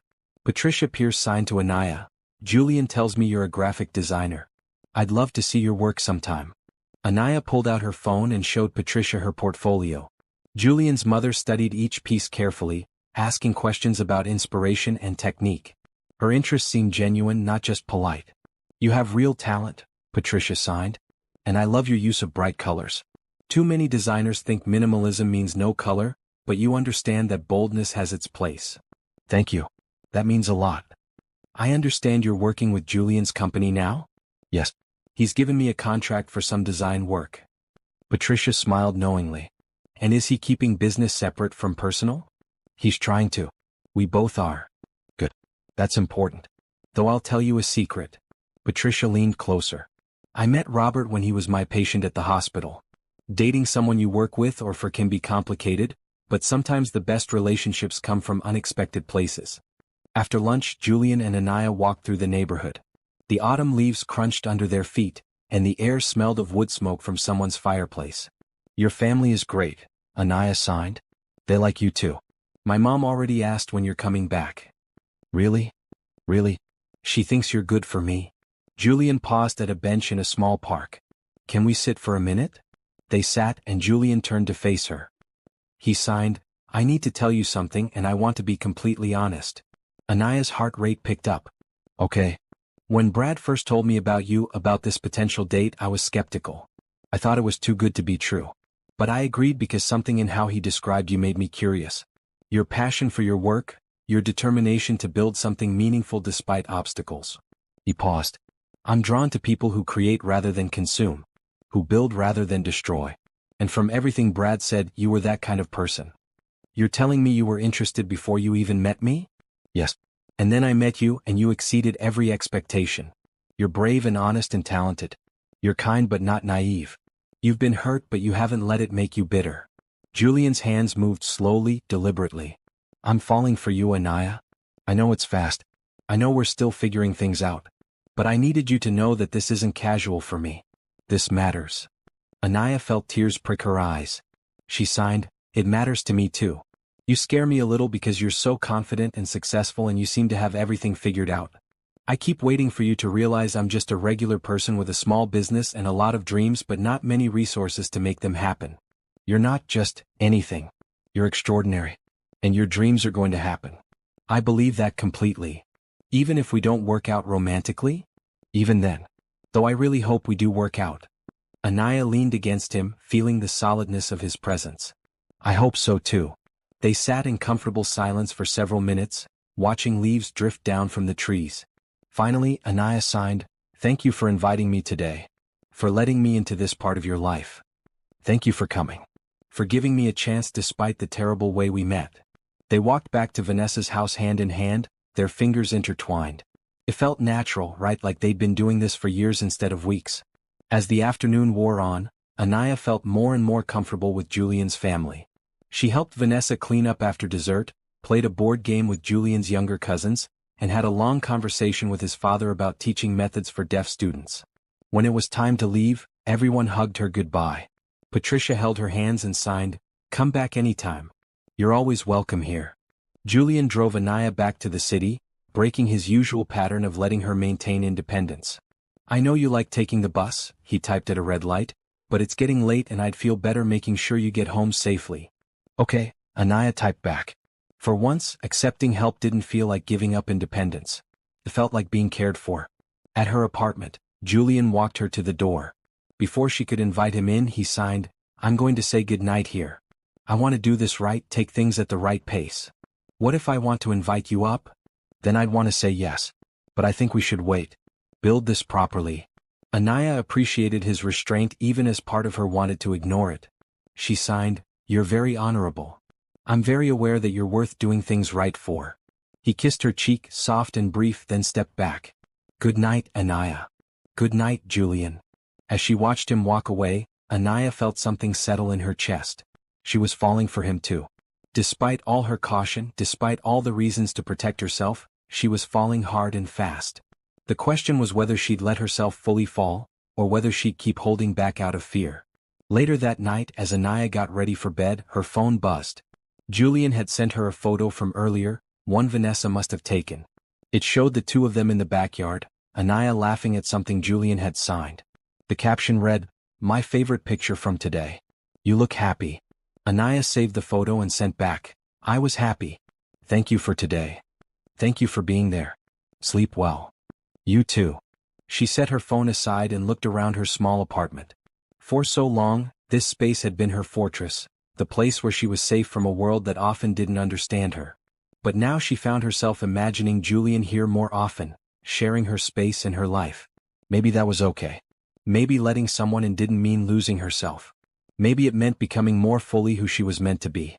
With that thought, Anaya finally fell asleep, dreaming of bright colors and bold futures and a man with kind eyes who signed his heart to her. Monday morning brought a surprise. When Anaya arrived at work, Michelle called her into the conference room immediately. Inside were several executives from the company, including the CEO, Mr. Harrison Lee. Michelle signed as she spoke, "Anaya, we wanted to talk to you about your role here. We've been reviewing your work over the past 3 years, and we've realized we haven't been utilizing your talents properly." Anaya's heart raced. Was this about the Brad situation? Were they letting her go? Mr. Lee smiled and gestured for her to sit. Through Michelle's interpretation, he explained, "We're offering you a promotion to senior designer with a significant raise. We're also creating a new position, Director of Accessibility Design. We'd like you to consider taking that role. It would mean overseeing all our client projects to ensure they're accessible to people with disabilities." Anaya stared at them, hardly believing what she was hearing. She typed, "Is this because of what happened with Brad?" "No," Mr. Lee said firmly. "This is because you're talented and we've been foolish not to recognize it sooner. Brad's behavior brought several issues to our attention, including how we've undervalued certain employees. We want to fix that. Starting with you." The promotion came with a 30% raise and an office instead of a desk. Anaya accepted, trying to process the sudden change. After the meeting, she sat in her new office, a small room with a window overlooking the city. Teresa burst in moments later. "I heard you got promoted. That's amazing." "I can't believe it," Anaya signed. "A week ago I was invisible. Now I have an office." "You were never invisible. People just weren't looking properly." Teresa hugged her. "This is so deserved. Congratulations." Over the next few days, Anaya split her time between her new responsibilities at work and the design projects for Julian's company. She was careful to keep the two separate, not wanting anyone to think her promotion had anything to do with dating Julian. But the workload was intense. By Thursday, Anaya was exhausted, staying late at the office to finish everything. Julian had been respectful of her time, not pushing for daily contact, but she missed him. They'd been texting regularly, but she hadn't seen him since Saturday. Thursday evening, as Anaya worked on a client presentation, her office door opened. Julian stood there holding 2 takeout bags. "I come bearing food," he signed. "Michelle told me you've been working late all week. I thought you might be hungry." Anaya felt her heart warm. She signed, "How did you get up here?" "I called ahead and got visitor clearance." "Don't worry, I'm following all proper protocols." He set the bags on her desk. "Thai food okay?" "Perfect." They ate together, Julian sitting in the chair across from her desk. He asked about her new role, and she told him about the projects she was overseeing. It felt good to share her excitement with someone who understood. "I'm really proud of you," Julian typed. "This promotion is well deserved. Some people might think you had something to do with it." "Do you think that?" Anaya considered. "No. Mr. Lee was clear that this was about my work. But I'm sure the situation with Brad made them re-evaluate their practices. Then something good came from something bad. That's not a bad thing." After they finished eating, Julian helped her clean up. As they worked, he signed, "I have something to ask you. It's a big request and I want you to feel free to say no." "What is it?" "My company is hosting a gala next month. It's a fundraiser for accessibility initiatives. I'd like you to come as my date. It's formal and there will be a lot of press there." He paused. "I know that might be uncomfortable being photographed and having people ask questions. But I want you there." Anaya's first instinct was to refuse. A gala meant wealthy people, photographers, questions about their relationship. It meant going public in a way they hadn't yet. But Julian's eyes were hopeful, and she realized he wasn't asking lightly. This was him wanting to share an important event with her, to have her beside him in his professional world. "I'll need a dress," she signed. Julian's face broke into a huge smile. "Is that a yes?" It's a yes. But I'm paying for my own dress. Anaya. Julian, I appreciate your generosity, but I need to do this myself. It's important to me. He nodded slowly. Okay. But let me know if you change your mind. They talked for another hour, leaning against her desk, the office building quiet around them. Julian told her about the gala's purpose, about the organizations that would benefit from the funds raised. His passion was evident in every sign, every gesture. You really care about this work? Anaya signed. I do. Growing up with Vanessa, seeing how the world was designed without her in mind, it made me determined to change things. Every product we create, every initiative we fund, it's about making space for everyone. That's beautiful. You're doing important work. So are you now. Your new role at your company could change how they approach every project. That ripple effect will be huge. Anaya hadn't thought about it that way. She'd been so focused on the immediate responsibilities that she hadn't considered the larger impact. Julian was right though. If she did this well, she could influence how her company and their clients thought about accessibility. Thank you, she signed, for believing in me even before you knew me. Thank you for giving me a chance despite the terrible circumstances we met under. Julian left a little after 9, and Anaya finished her work with renewed energy. She felt surrounded by support, by people who saw her value. It was an unfamiliar but wonderful feeling. Are you afraid of trusting someone who seems too good to be true? Have you ever taken a leap of faith that changed your life? Share your thoughts in the comments and don't forget to subscribe for the rest of this story. The next few weeks flew by. Anaya threw herself into her work, both at her job and for Julian's company. She attended design meetings, reviewed accessibility standards, and created materials that would help Julian's products reach more people. They saw each other when they could, stealing dinners and weekend walks. Julian was patient with her schedule, never complaining when she had to cancel or reschedule. He sent her encouraging texts when she was stressed and funny memes when she needed to laugh. Vanessa became a regular presence in Anaya's life too, texting her design questions and inviting her to lunch. Anaya appreciated having another deaf woman to talk to, someone who understood both the challenges and the joys. One Saturday, Vanessa took Anaya shopping for a gala dress. They hit every boutique in the city, trying on dozens of options. Finally, in a small shop tucked away on a side street, Anaya found it. The dress was a deep emerald green, fitted at the top and flowing at the bottom. It had a modest neckline but an open back that made it elegant without being revealing. When Anaya tried it on, Vanessa's eyes went wide. Julian is going to lose his mind, she signed. You look stunning. It's expensive, Anaya signed, looking at the price tag. It's perfect, and you can afford it now with your raise. Treat yourself. Anaya bought the dress along with matching shoes and a small clutch. As they left the shop, Vanessa pulled her into a coffee shop. I need to talk to you about something, Vanessa signed once they were settled with their drinks. Okay. What's wrong? Nothing's wrong. But I want to give you some advice about my brother. Vanessa set down her coffee. Julian has a tendency to go all in on things. When he cares about something or someone, he gives it everything. That's great, but it can also be overwhelming. I've noticed. He's very intense. He is. And I don't want you to feel pressured or rushed. Julian's heart is in the right place, but he doesn't always understand that other people need time to catch up to his pace. He's been patient with me, Anaya signed. More patient than I expected. Good. Keep letting him know what you need. He'll listen. Vanessa smiled. But I also want you to know that his feelings are genuine. He's not playing games or going to lose interest. When Julian commits to something, he's all in. That's actually a little scary. I know. But it's also rare and precious. Just, don't run away because it's intense. If you need to slow down, tell him. But don't run. Anaya thought about Vanessa's words for the rest of the day. Was she running? She'd kept Julian at a certain distance, maintaining her independence, protecting her heart. But maybe it was time to let those walls down a bit more.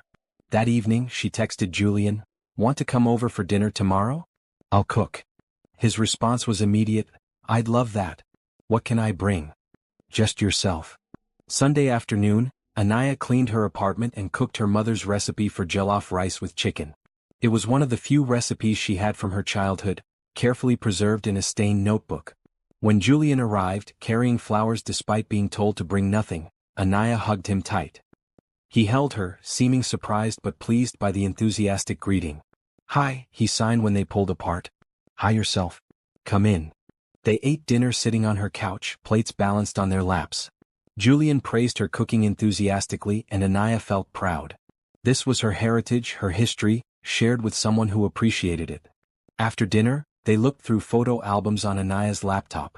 Pictures of her parents, of her childhood, of her design school years. Julian studied each one carefully, asking questions and learning her story. "You've overcome so much," he signed. "Lost your parents, built a business, navigated a world that often doesn't accommodate you. You're incredible." "I did what I had to do." "Anyone would." "No, they wouldn't. A lot of people would have given up. You kept fighting." Anaya turned to face him fully. "I'm going to tell you something, and I need you to really hear it." "I'm listening." "I'm falling in love with you." The signs felt huge, momentous. "It scares me because it's fast and because you have so much power to hurt me. But I'm tired of protecting my heart. I want to let you in." Julian's eyes were bright with emotion. He signed, "I'm already in love with you. I've been for weeks. I've just been waiting for you to feel safe enough to hear it." They kissed then, soft and sweet and full of promise. It was their first real kiss and it felt like coming home. When they pulled apart, Anaya was smiling. "The gala is going to be interesting," she signed. "Why's that?" "Because everyone's going to see how I look at you and they're going to know." "Good. I want them to know." They spent the rest of the evening curled up together talking about everything and nothing. Julian told her about his dreams for the company, about initiatives he wanted to start. Anaya shared her vision for the community center she hoped to create someday. About that, Julian signed. "I have a proposal. A real business proposal, separate from us personally." "I'm listening." "I want to fund your community center. Not as a gift but as an investment. You'd run it, design it, build it from the ground up. I'd provide the startup capital and ongoing support. But it would be yours." Anaya felt tears spring to her eyes. "Julian, that's my dream. You can't just hand people their dreams." "I'm not handing you anything. I'm offering partnership. You do all the work, make all the decisions. I just provide the resources you need." He signed earnestly, "Please don't say no out of pride. This isn't charity. This is an investment in something important, in someone brilliant who can make it happen. I need to think about it. Take all the time you need." But even as Anaya said the words, she knew what her answer would be. Vanessa had told her not to run, and accepting Julian's help wasn't running. It was brave. It was trusting. It was saying yes to possibilities instead of limiting herself out of fear. "Okay," she signed. "Yes. Let's do it." Julian pulled her into a tight hug, and Anaya felt his heart beating against hers. This was real. This was happening. Her dream was going to become reality, and the man she loved was going to help her build it. Sometimes, the best things in life came from the worst moments. Brad's cruel joke had led her here, to Julian, to love, to possibilities she'd never imagined. And for that, strange as it seemed, she was grateful. The next morning, Julian sent her a text. "I've set up a meeting with a real estate agent for next week. We're going to look at potential locations for the center. Get ready to start turning your dream into reality." Anaya stared at the message, hardly believing this was her life now. But it was, and she was going to embrace every moment of it. The real estate agent, Monica Chin, met them at a building in a neighborhood Anaya had always loved. It was diverse, vibrant, with murals on walls and community gardens on empty lots. The building itself was an old warehouse, brick and sturdy, with huge windows and high ceilings. "It's been empty for 2 years, Monica signed and spoke as they walked through. She was hearing but fluent in ASL, which Julian had specifically requested. "The owner is motivated to sell. The space needs work, but the bones are excellent."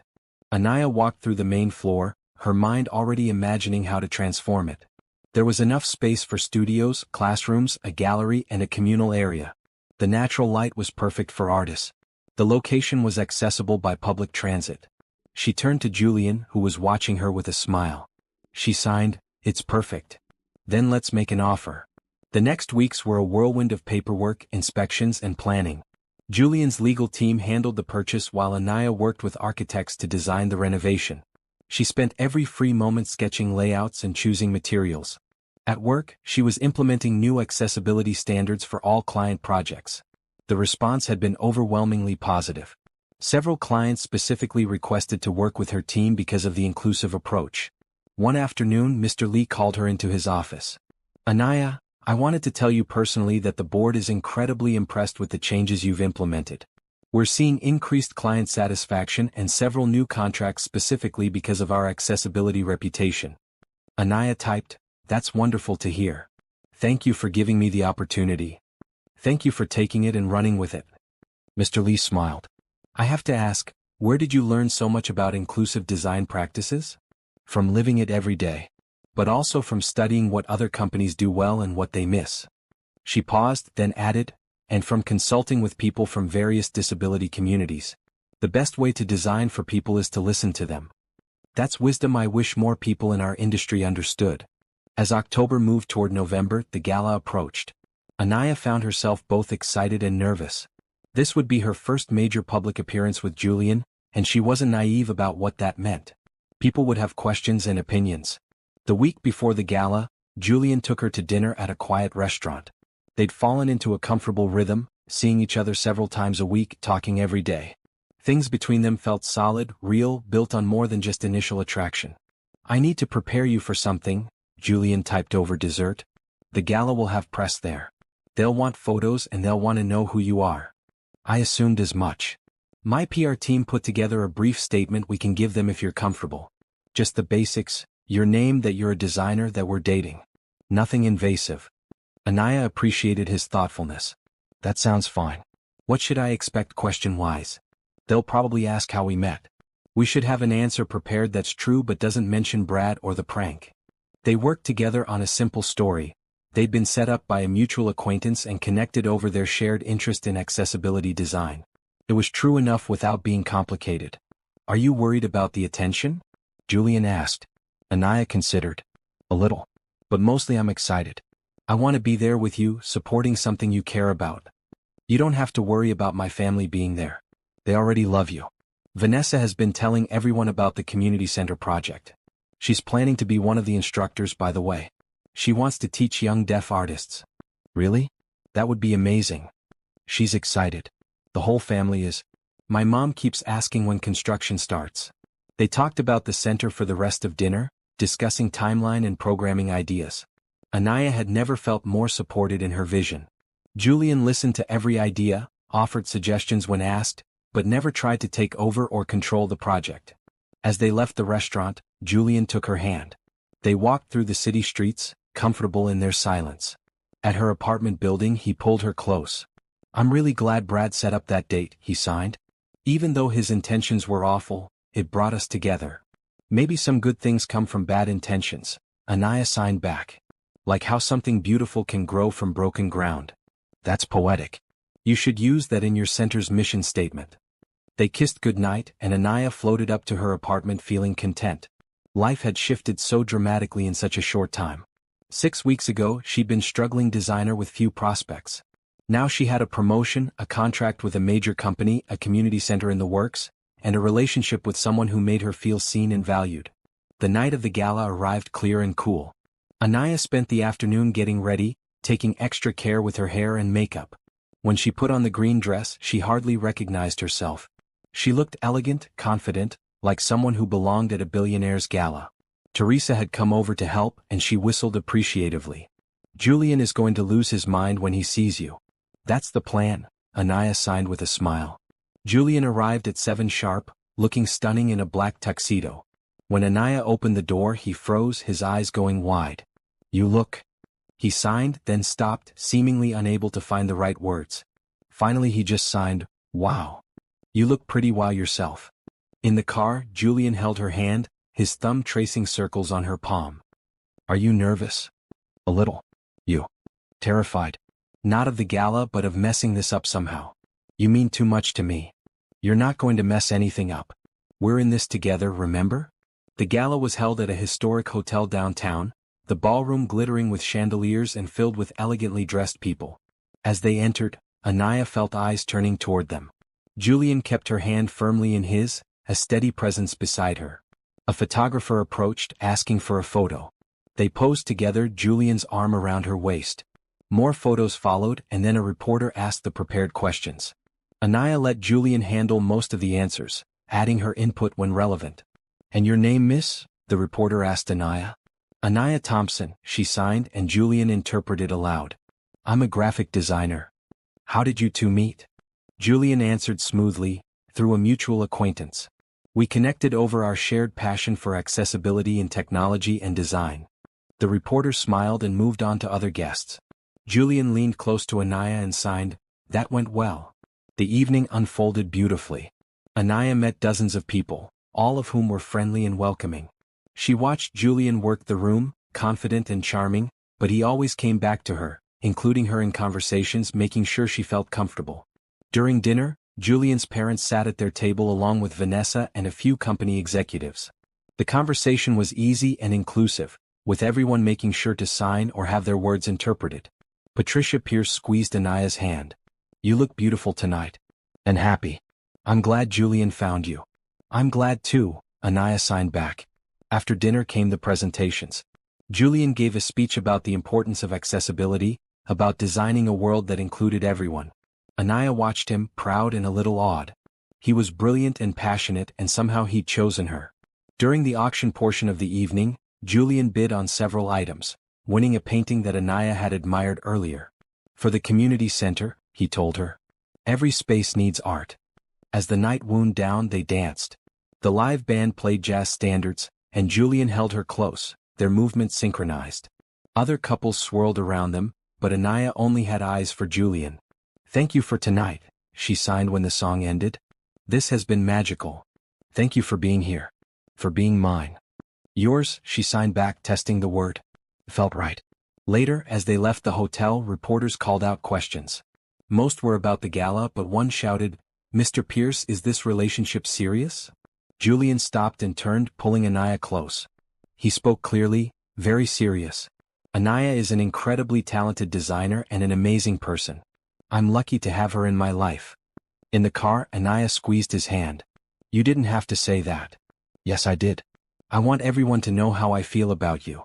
Even though we've only been together a couple months? I don't care about timelines. I know what I feel. I know you're it for me." They drove back to her apartment, and this time Julian came upstairs.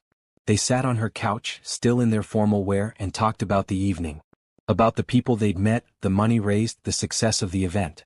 "The center is really going to happen," Anaya signed, wonder in her expression. "We're actually building it." "We are. Ground breaks in 3 weeks. Are you ready?" "I've never been more ready for anything." Julian pulled her close, and they sat in comfortable silence, watching the city lights through her window. Anaya felt peaceful in a way she'd never experienced before.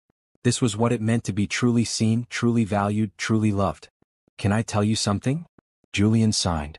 "Always. I knew that first night at the restaurant that you were going to change my life. Even with all the chaos and Brad's cruelty, I looked at you and knew." "Knew what?" "That I'd found home." Anaya felt tears prick her eyes. She signed, "You're my home too." It scared me at first how quickly I felt that. But now I'm just grateful.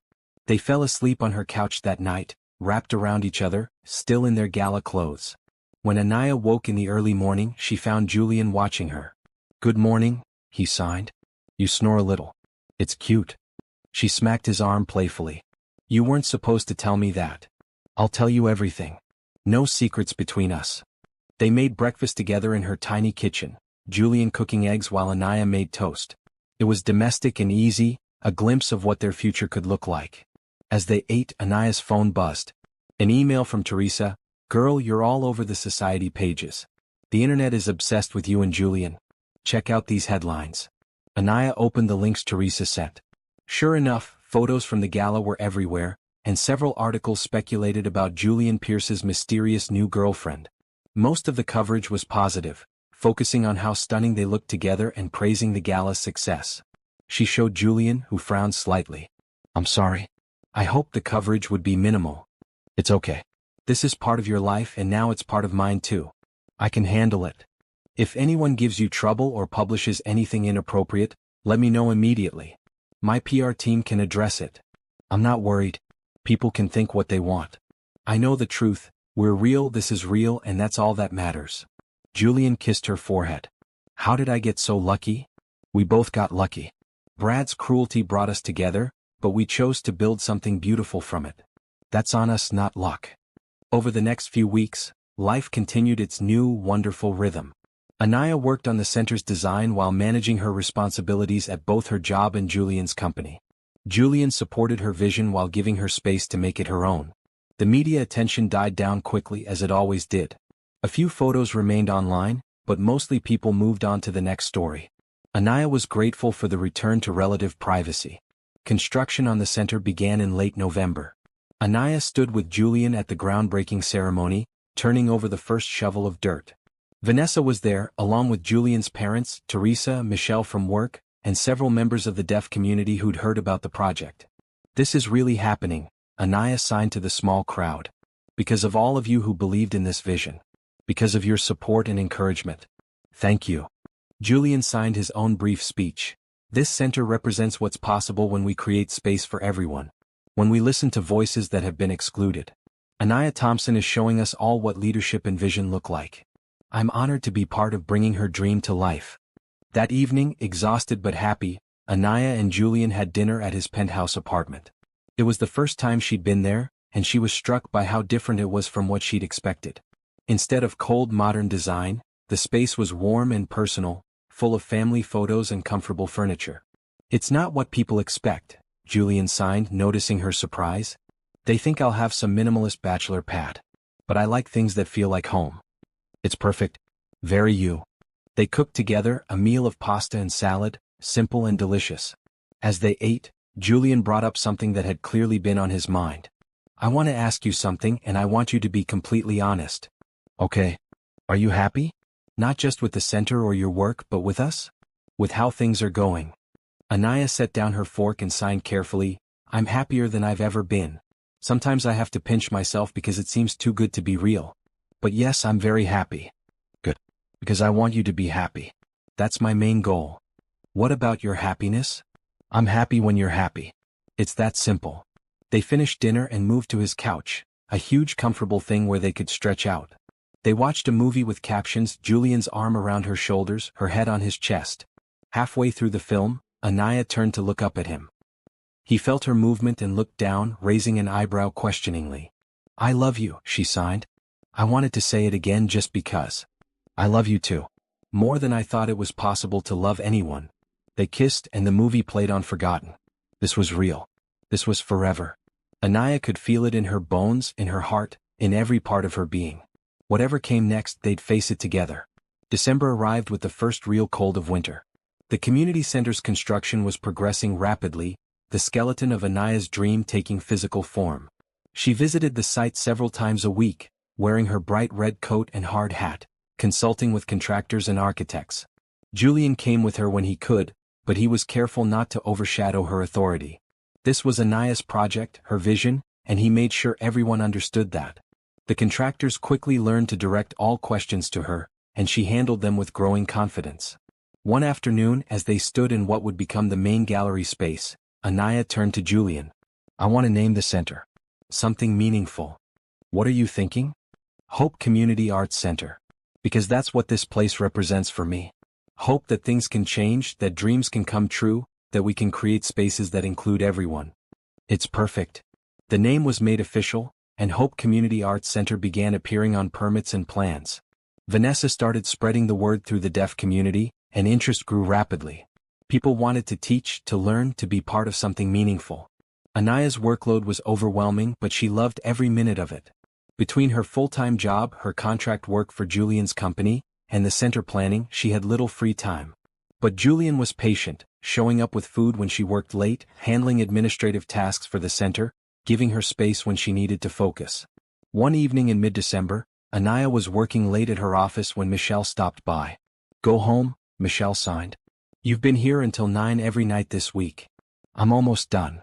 "You always say that." Michelle sat down across from her. "I'm saying this as your supervisor and your friend. You're going to burn out if you don't slow down." Anaya knew Michelle was right. She'd been running at full speed for months and exhaustion was catching up. She typed, "I just want to do everything well. The center, this job, Julian's projects. I don't want to disappoint anyone." "You won't disappoint anyone by taking care of yourself. In fact, you'll disappoint people if you work yourself into the ground." Michelle smiled. "Take tomorrow off. Sleep in. Do something fun with Julian. Recharge." Reluctantly, Anaya agreed. She texted Julian on her way home, "Michelle is making me take tomorrow off. Want to do something with me?" His response was immediate, "Absolutely. I'll pick you up at 10. Dress warm."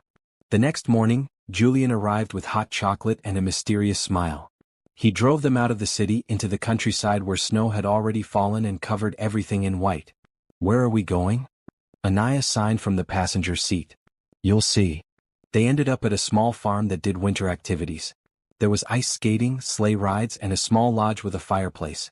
Julian had arranged for a private skating session, complete with an instructor who knew ASL. Anaya hadn't skated since she was a child and she wobbled badly at first.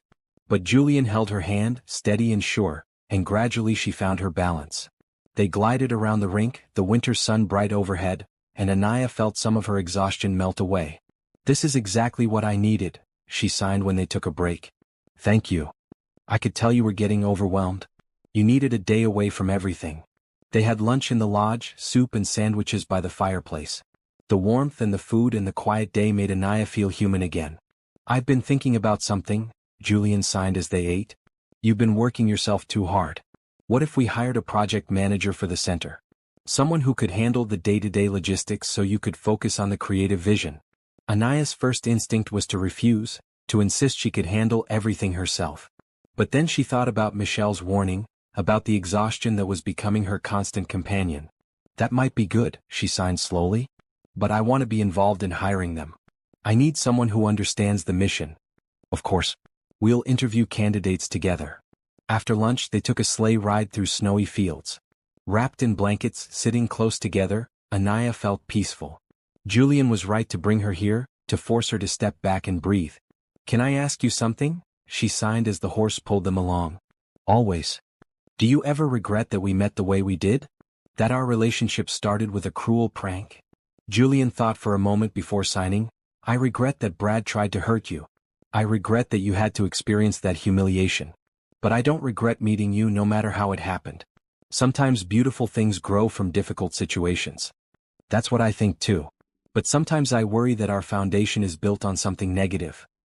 Our foundation is built on honesty and kindness and respect.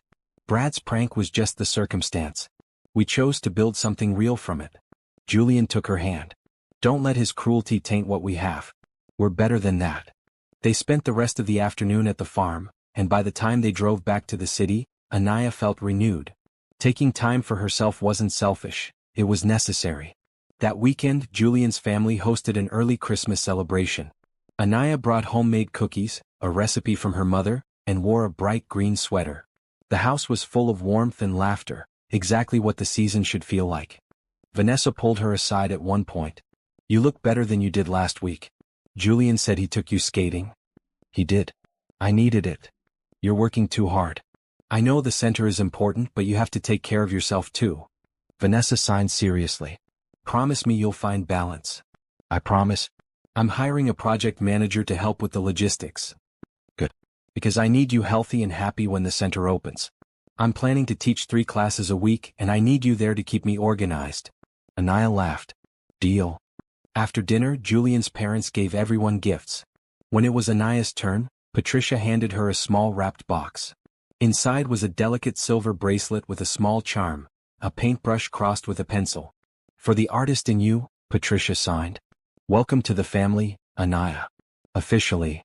Anaya felt tears spring to her eyes.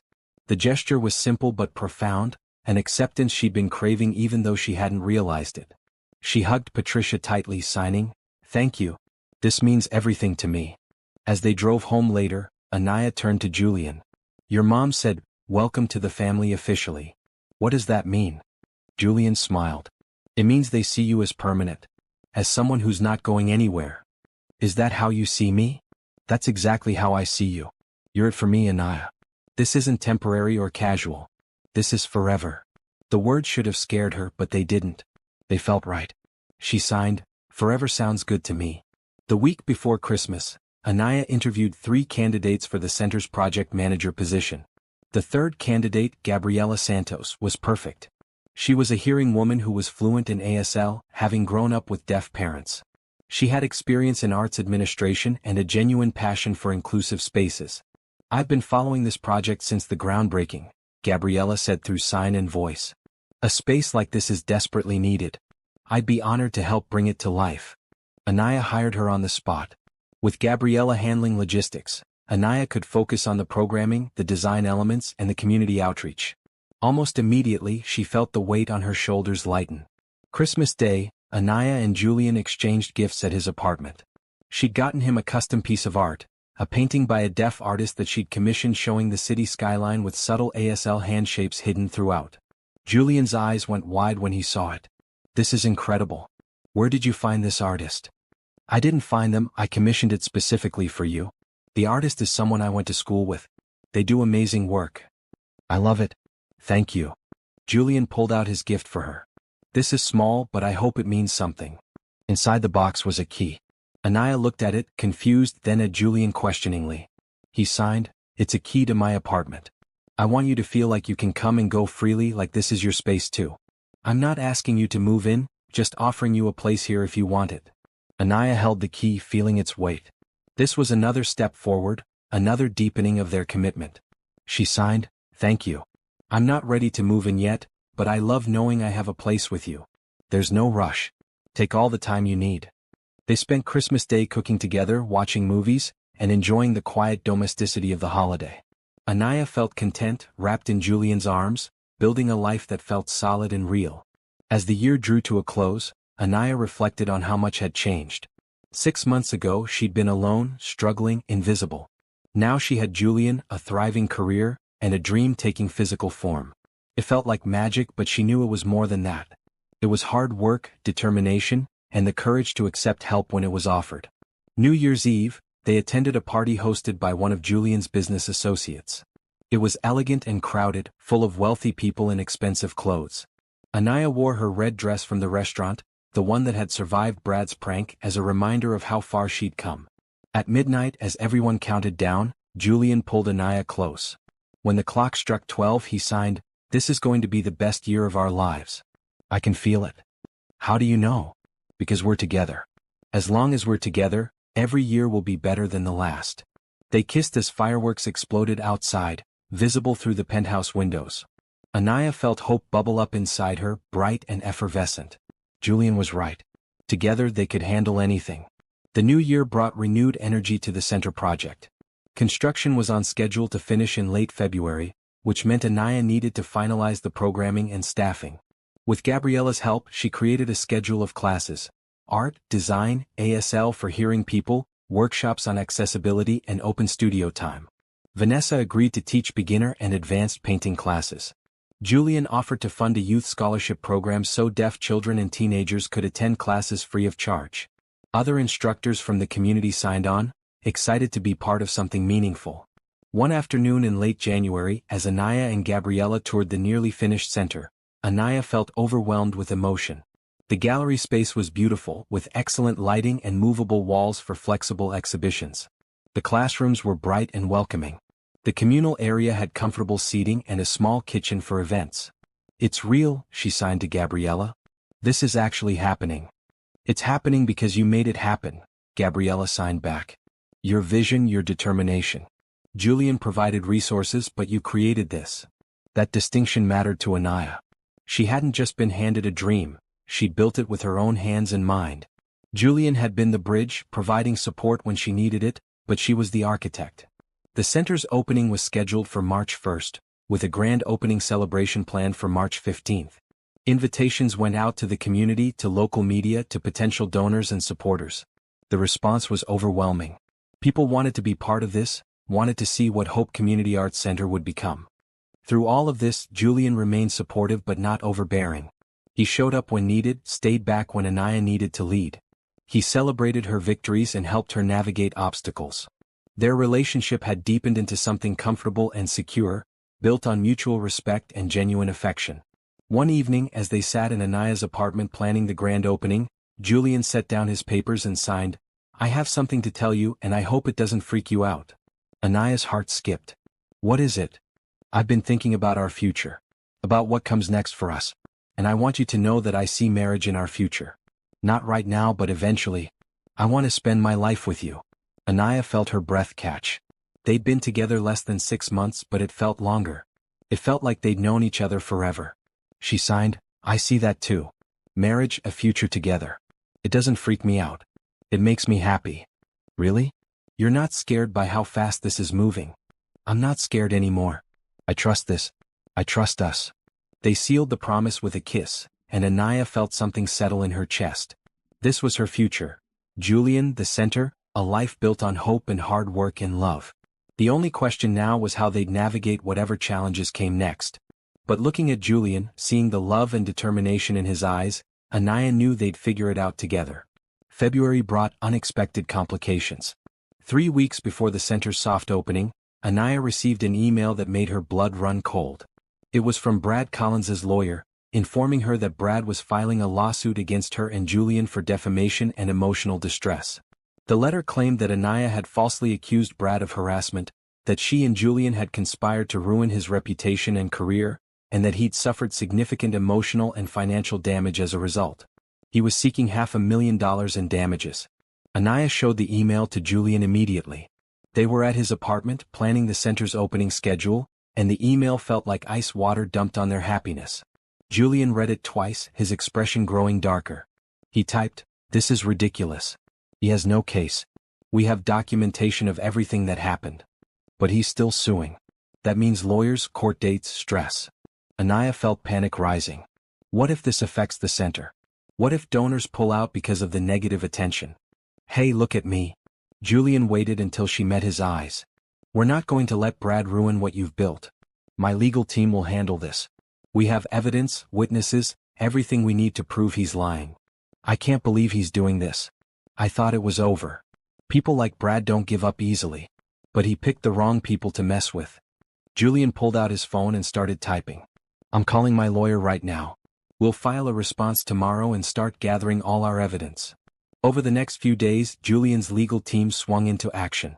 They collected the security footage from the restaurant, statements from witnesses, documentation of Brad's termination for cause, and the evidence of the videos he'd tried to take.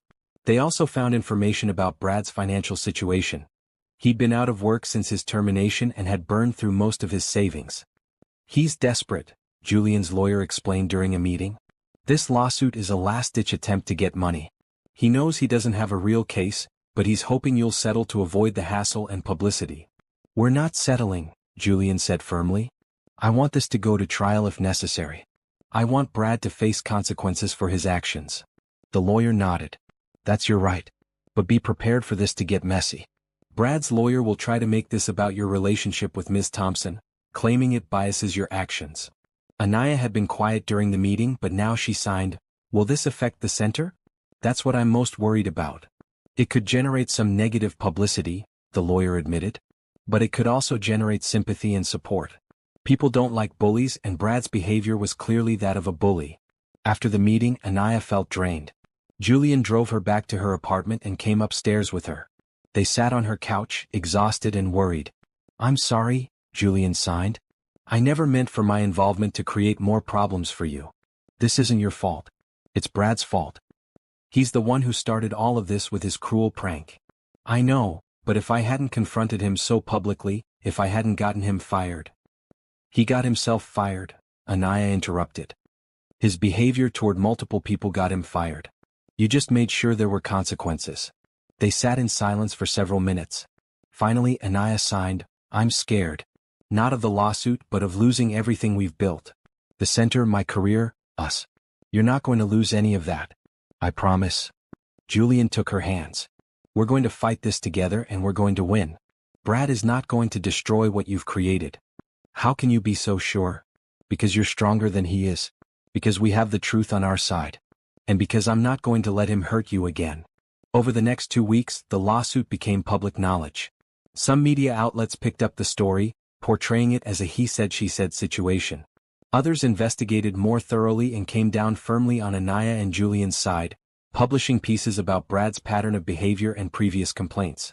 The publicity was stressful, but it also generated unexpected support. Donations to the center increased as people heard Anaya's story. Other women came forward with their own experiences of Brad's harassment. The case that had seemed so threatening began to look more and more like exactly what it was: a desperate attempt by a bully to avoid accountability. The center's soft opening proceeded as planned on March 1st. Despite the ongoing lawsuit, nearly 100 people attended. The space was finished, beautiful and welcoming, exactly as Anaya had envisioned. Classes began the following week, and within days they were at capacity. Anaya taught a beginner graphic design course, sharing her knowledge with deaf adults who'd never had access to design education. Vanessa's painting classes filled immediately. The youth scholarship program brought in dozens of teenagers eager to learn and create. Standing in the gallery during the first week of classes, watching students work, Anaya felt tears of happiness. This was real. This was happening. Brad's lawsuit couldn't take this away from her. Julian found her there, wrapping his arms around her from behind. He signed against her shoulder, "I'm so proud of you. We did this together. You did this.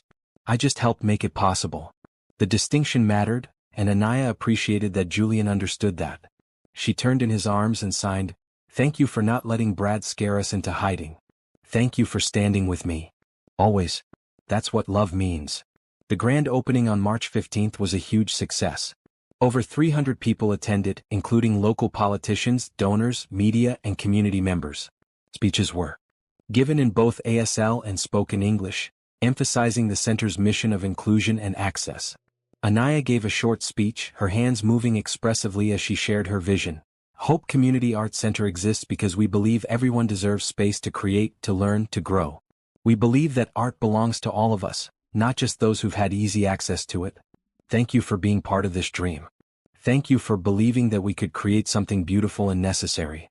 The crowd erupted in applause, both clapping and waving hands in the ASL style. Julian stood off to the side, beaming with pride. His parents were there, Vanessa was there, even Teresa and Michelle from Anaya's office had come to support her. During the reception, a woman approached Anaya. She introduced herself as a reporter from a major newspaper and asked for an interview about the center and the lawsuit. Anaya hesitated, but Julian encouraged her, "Tell your story. People need to hear it."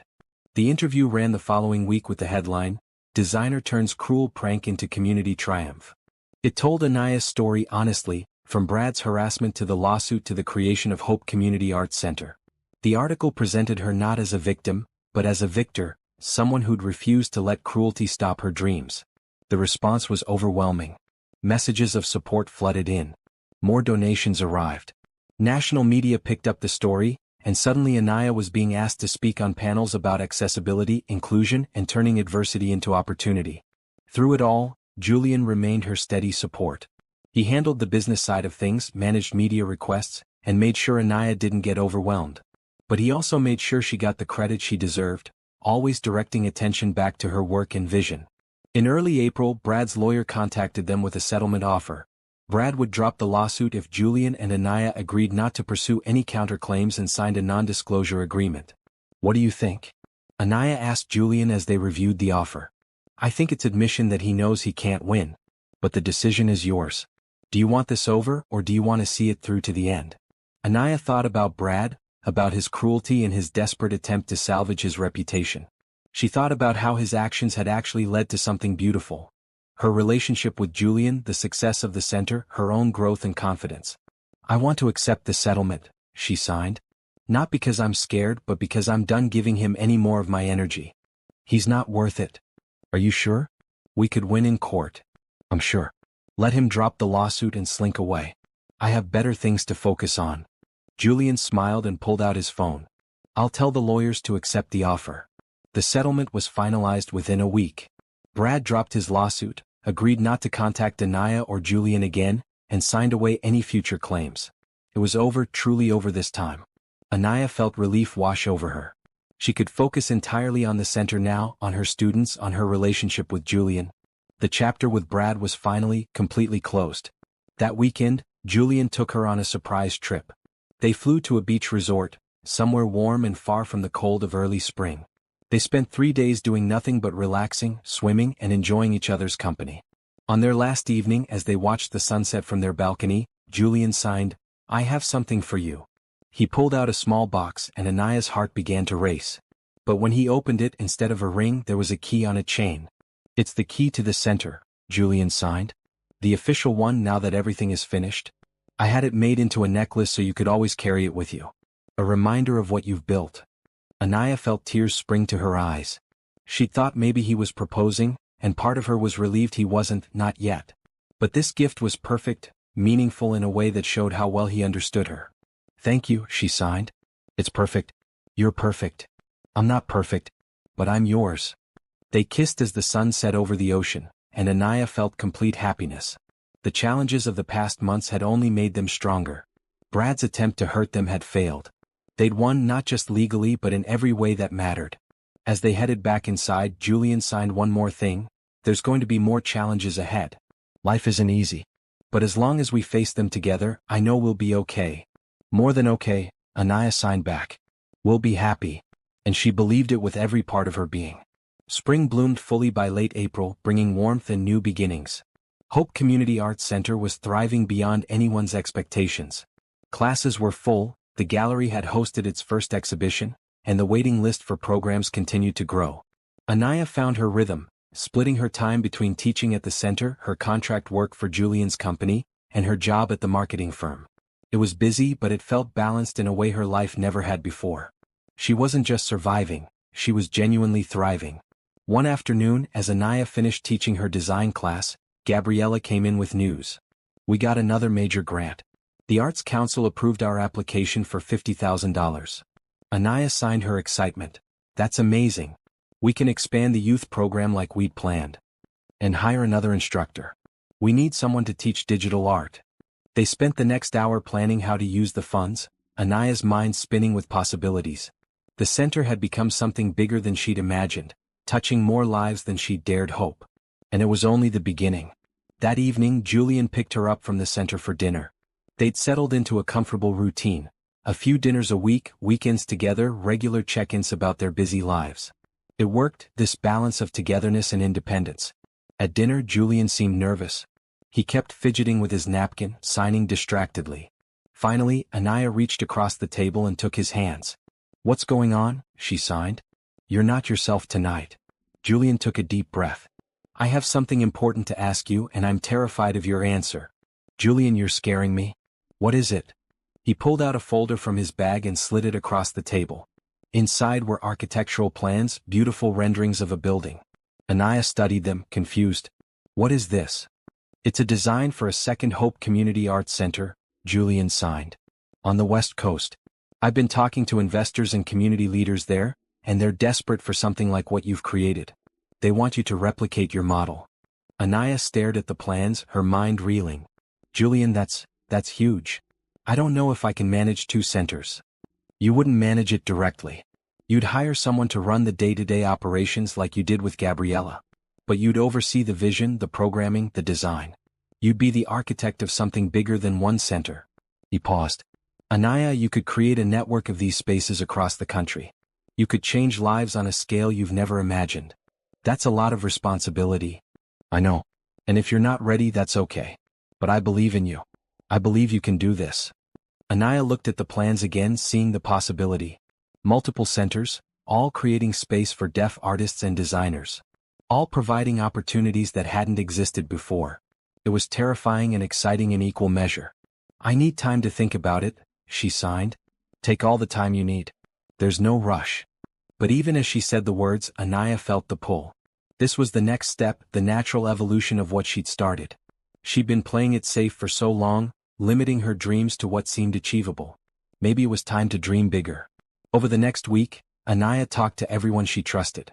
Vanessa encouraged her enthusiastically. Julian's parents thought it was a wonderful opportunity. Teresa pointed out that Anaya had proven she could make the impossible happen. Michelle at work had a different perspective. Are you sure you want to tie yourself so completely to Julian's vision? What happens if you two break up? You'd be dependent on his funding. The concern was valid. Anaya had been thinking about it too. Her relationship with Julian was solid, but Michelle was right that mixing business and romance was risky. That evening, Anaya invited Julian to her apartment. She'd made her decision, but she needed to make sure they were on the same page about something crucial first. I want to expand the center, she signed as they sat on her couch. But I need us to formalize the business arrangement properly. I need legal protections that ensure the centers continue even if something happens to us personally. Of course, Julian signed immediately. I'll have my lawyers draw up a structure that protects your interests and the center's interests. This is your project, Anaya. I'm just the financial backer. You're more than that. You're my partner in this. But I need to know that if things don't work out between us romantically, The centers won't suffer. They won't. I promise. Let's meet with the lawyers this week and set up a proper foundation. You'll have board control, financial independence, everything you need. Julian paused. But I have to ask, are you worried about us? About our relationship not lasting? Anaya thought carefully before responding. I'm not worried, but I'm also realistic. We've been together less than a year. People change. Circumstances change. I need to protect what we're building. I understand. And I appreciate that you're thinking ahead. Julian signed with a slight smile. Though for the record, I plan on us lasting forever. I meant what I said about marriage being in our future. I know. And I want that too. But I also need to be smart about business. They spent the rest of the evening planning, discussing timelines and logistics. Julian's lawyers could have the foundation paperwork ready within 2 weeks. The West Coast Center could break ground by fall if they moved quickly. Anaya would need to hire an executive director for the original center so she could focus on expansion. As the plans took shape, Anaya felt excitement building. This was really happening. She was going to create something that would outlast her, that would change lives for generations. 2 weeks later, the Hope Community Arts Foundation was officially established. Anaya served as president with full control over programming and direction. Julian provided the initial funding but sat on the board as a non-voting advisor. The legal structure ensured that even if Julian withdrew his support, the foundation would continue with assets protected. It wasn't about not trusting Julian. It was about building something sustainable and professional. And Julian understood that, respected it even. It made their personal relationship easier, knowing the business side was handled properly. In May, Anaya traveled to the West Coast to meet with community leaders and scout locations. Julian came with her, but he let her lead all the meetings. People responded to her vision, her passion, her understanding of what the community needed. By the end of the trip, they'd identified a perfect location and secured commitments from local donors. The second Hope Community Arts Center would open within a year. Flying back home, Anaya leaned against Julian's shoulder, exhausted but exhilarated. He wrapped his arm around her and signed with his free hand, "You're changing the world, you know that? I'm just creating space for people who've been overlooked. That's changing the world." Back home, life continued its busy pace. The original center hosted a summer exhibition featuring work from all their students. The opening was packed, with over 500 people attending. Local news covered it, praising the center's impact on the community. During the exhibition, Anaya stood in the gallery surrounded by art, surrounded by people, surrounded by everything she'd built. Julian found her there and pulled her close. "I have something to ask you," he signed. "And before you answer, I want you to know there's no pressure. If you're not ready, that's completely okay." Anaya's heart began to race. She had a feeling she knew what was coming. Julian took both her hands and signed, "I love you more than I thought it was possible to love anyone. You've made me better, braver, more purposeful. When I wake up in the morning, my first thought is of you. When something good happens, you're who I want to tell. When things are hard, you're who I want beside me." He reached into his pocket and pulled out a small box. Opening it revealed a simple, elegant ring, a single diamond set in platinum. "Will you marry me?" Julian signed with his free hand. "Will you build a life with me, officially and forever?" Anaya felt tears streaming down her face. She looked at the ring, at Julian's hopeful expression, at the gallery full of art and people and possibilities. This was her life now. This was her future. She signed, "Yes. Absolutely yes." Julian slipped the ring on her finger and kissed her, right there in the gallery with everyone watching. The crowd erupted in applause, both hearing and deaf guests celebrating this moment.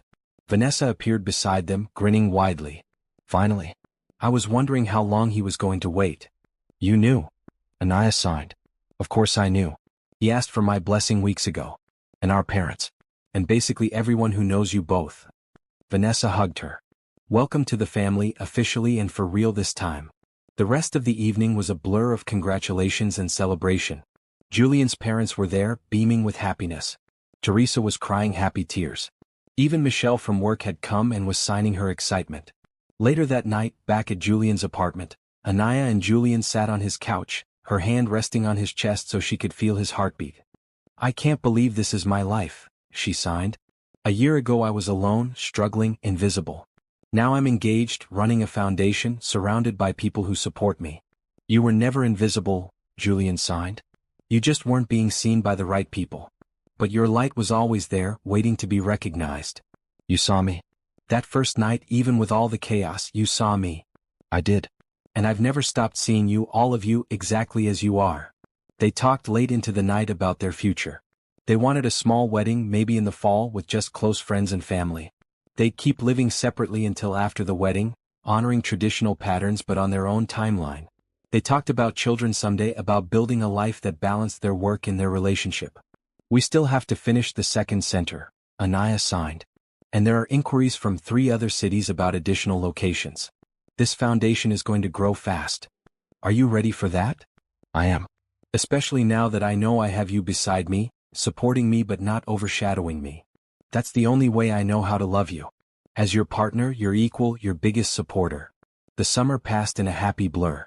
They set a wedding date for October, keeping the planning simple and intimate. The Second Hope Community Arts Center began construction ahead of schedule. Anaya hired additional staff for the foundation and started developing a framework that could be replicated in any city. In August, something unexpected happened. Brad Collins reached out through his lawyer, requesting a meeting. Julian's immediate reaction was to refuse, but Anaya surprised herself by agreeing. I want to hear what he has to say, she signed. If he's genuinely trying to apologize, I want to hear it. And if he's not, I want to face him and prove to myself that he has no power over me anymore. The meeting took place in Julian's lawyer's office. Brad looked different than Anaya remembered, thinner, tired, older. He'd clearly had a difficult year. He spoke while a sign language interpreter translated. I wanted to apologize. Genuinely apologize, not the fake stuff from before. What I did was cruel and unforgivable. I was jealous and petty, and I took it out on you in the worst possible way. Anaya watched him carefully, looking for signs of insincerity. All she saw was genuine regret. Brad continued, I lost my job, my reputation, most of my friends. I've been in therapy, trying to understand why I thought hurting someone else would make me feel better about myself. I know I can't undo what I did, but I wanted you to know I'm genuinely sorry. And that I'm working to become a better person. Julian started to speak, but Anaya stopped him. She signed, and the interpreter voiced, I appreciate your apology. I don't know if I can forgive you yet, but I appreciate that you're trying to change. What you did hurt me deeply, but it also led to changes in my life that have been overwhelmingly positive. I hope you find whatever you're looking for in your healing. Brad nodded. That's more than I deserve. Thank you for hearing me out. After he left, Julian turned to Anaya. Are you okay? I am. Surprisingly so. You can't hurt me anymore. That prank, that cruelty, it's just history now. Something that happened to a different version of me. You're remarkable, you know that? I'm just someone who chose hope over bitterness. That's all. October arrived with perfect autumn weather. The wedding was held in the original Hope Community Arts Center's gallery, surrounded by art and love and community. Only 50 people attended, but each one was meaningful. Anaya wore a bright blue dress, simple and elegant. Julian wore a maroon suit, breaking from traditional black. They exchanged vows in both ASL and spoken English, promising to support each other, respect each other, and build a life together based on love and equality. Vanessa signed a reading about love and partnership. Julian's parents gave a blessing. Teresa gave a speech about how she'd watched Anaya bloom over the past year, how love and support had transformed her. When Julian and Anaya kissed as newly married partners, the room erupted in celebration. The reception was casual and joyful, full of dancing and laughter and hope. As the evening wound down, Anaya and Julian stood in the center's gallery, looking at their wedding photos displayed on the walls. Gabriella had insisted on creating an impromptu exhibition. Your love story deserves to be celebrated. Can you believe this is real? Anaya signed. I can. Because we built it together, piece by piece, choice by choice. Julian pulled her close. We chose to see good in a bad situation. We chose to support each other. We chose hope over fear. And look what we created. They looked around at the gallery, at the center that had grown from a dream, at the foundation that would create even more centers. They looked at their friends and family celebrating around them. They looked at each other, seeing partnership and love and infinite possibility. Thank you, Anaya signed, for seeing me that first night, for standing with me through everything, for loving me exactly as I am. Thank you for giving me the chance to prove I was worth your trust, for building this life with me, for being brave enough to dream big and work hard and accept help when it was offered. They kissed again, and Anaya felt complete happiness wash over her. This was her life now. Wife, founder, designer, teacher, dreamer. And it all started with a cruel prank that had accidentally brought her the greatest gift: Julian's love and partnership. As they left the reception, headed for a brief honeymoon before diving back into work, Anaya looked back at the center one more time. The building was lit from within, glowing in the darkness, a beacon of hope and creativity. "We did good," she signed to Julian. "We did. And we're just getting started." They drove away into their future, hand in hand, ready for whatever came next. Because together, with kindness, hope, and love leading the way, they could face anything.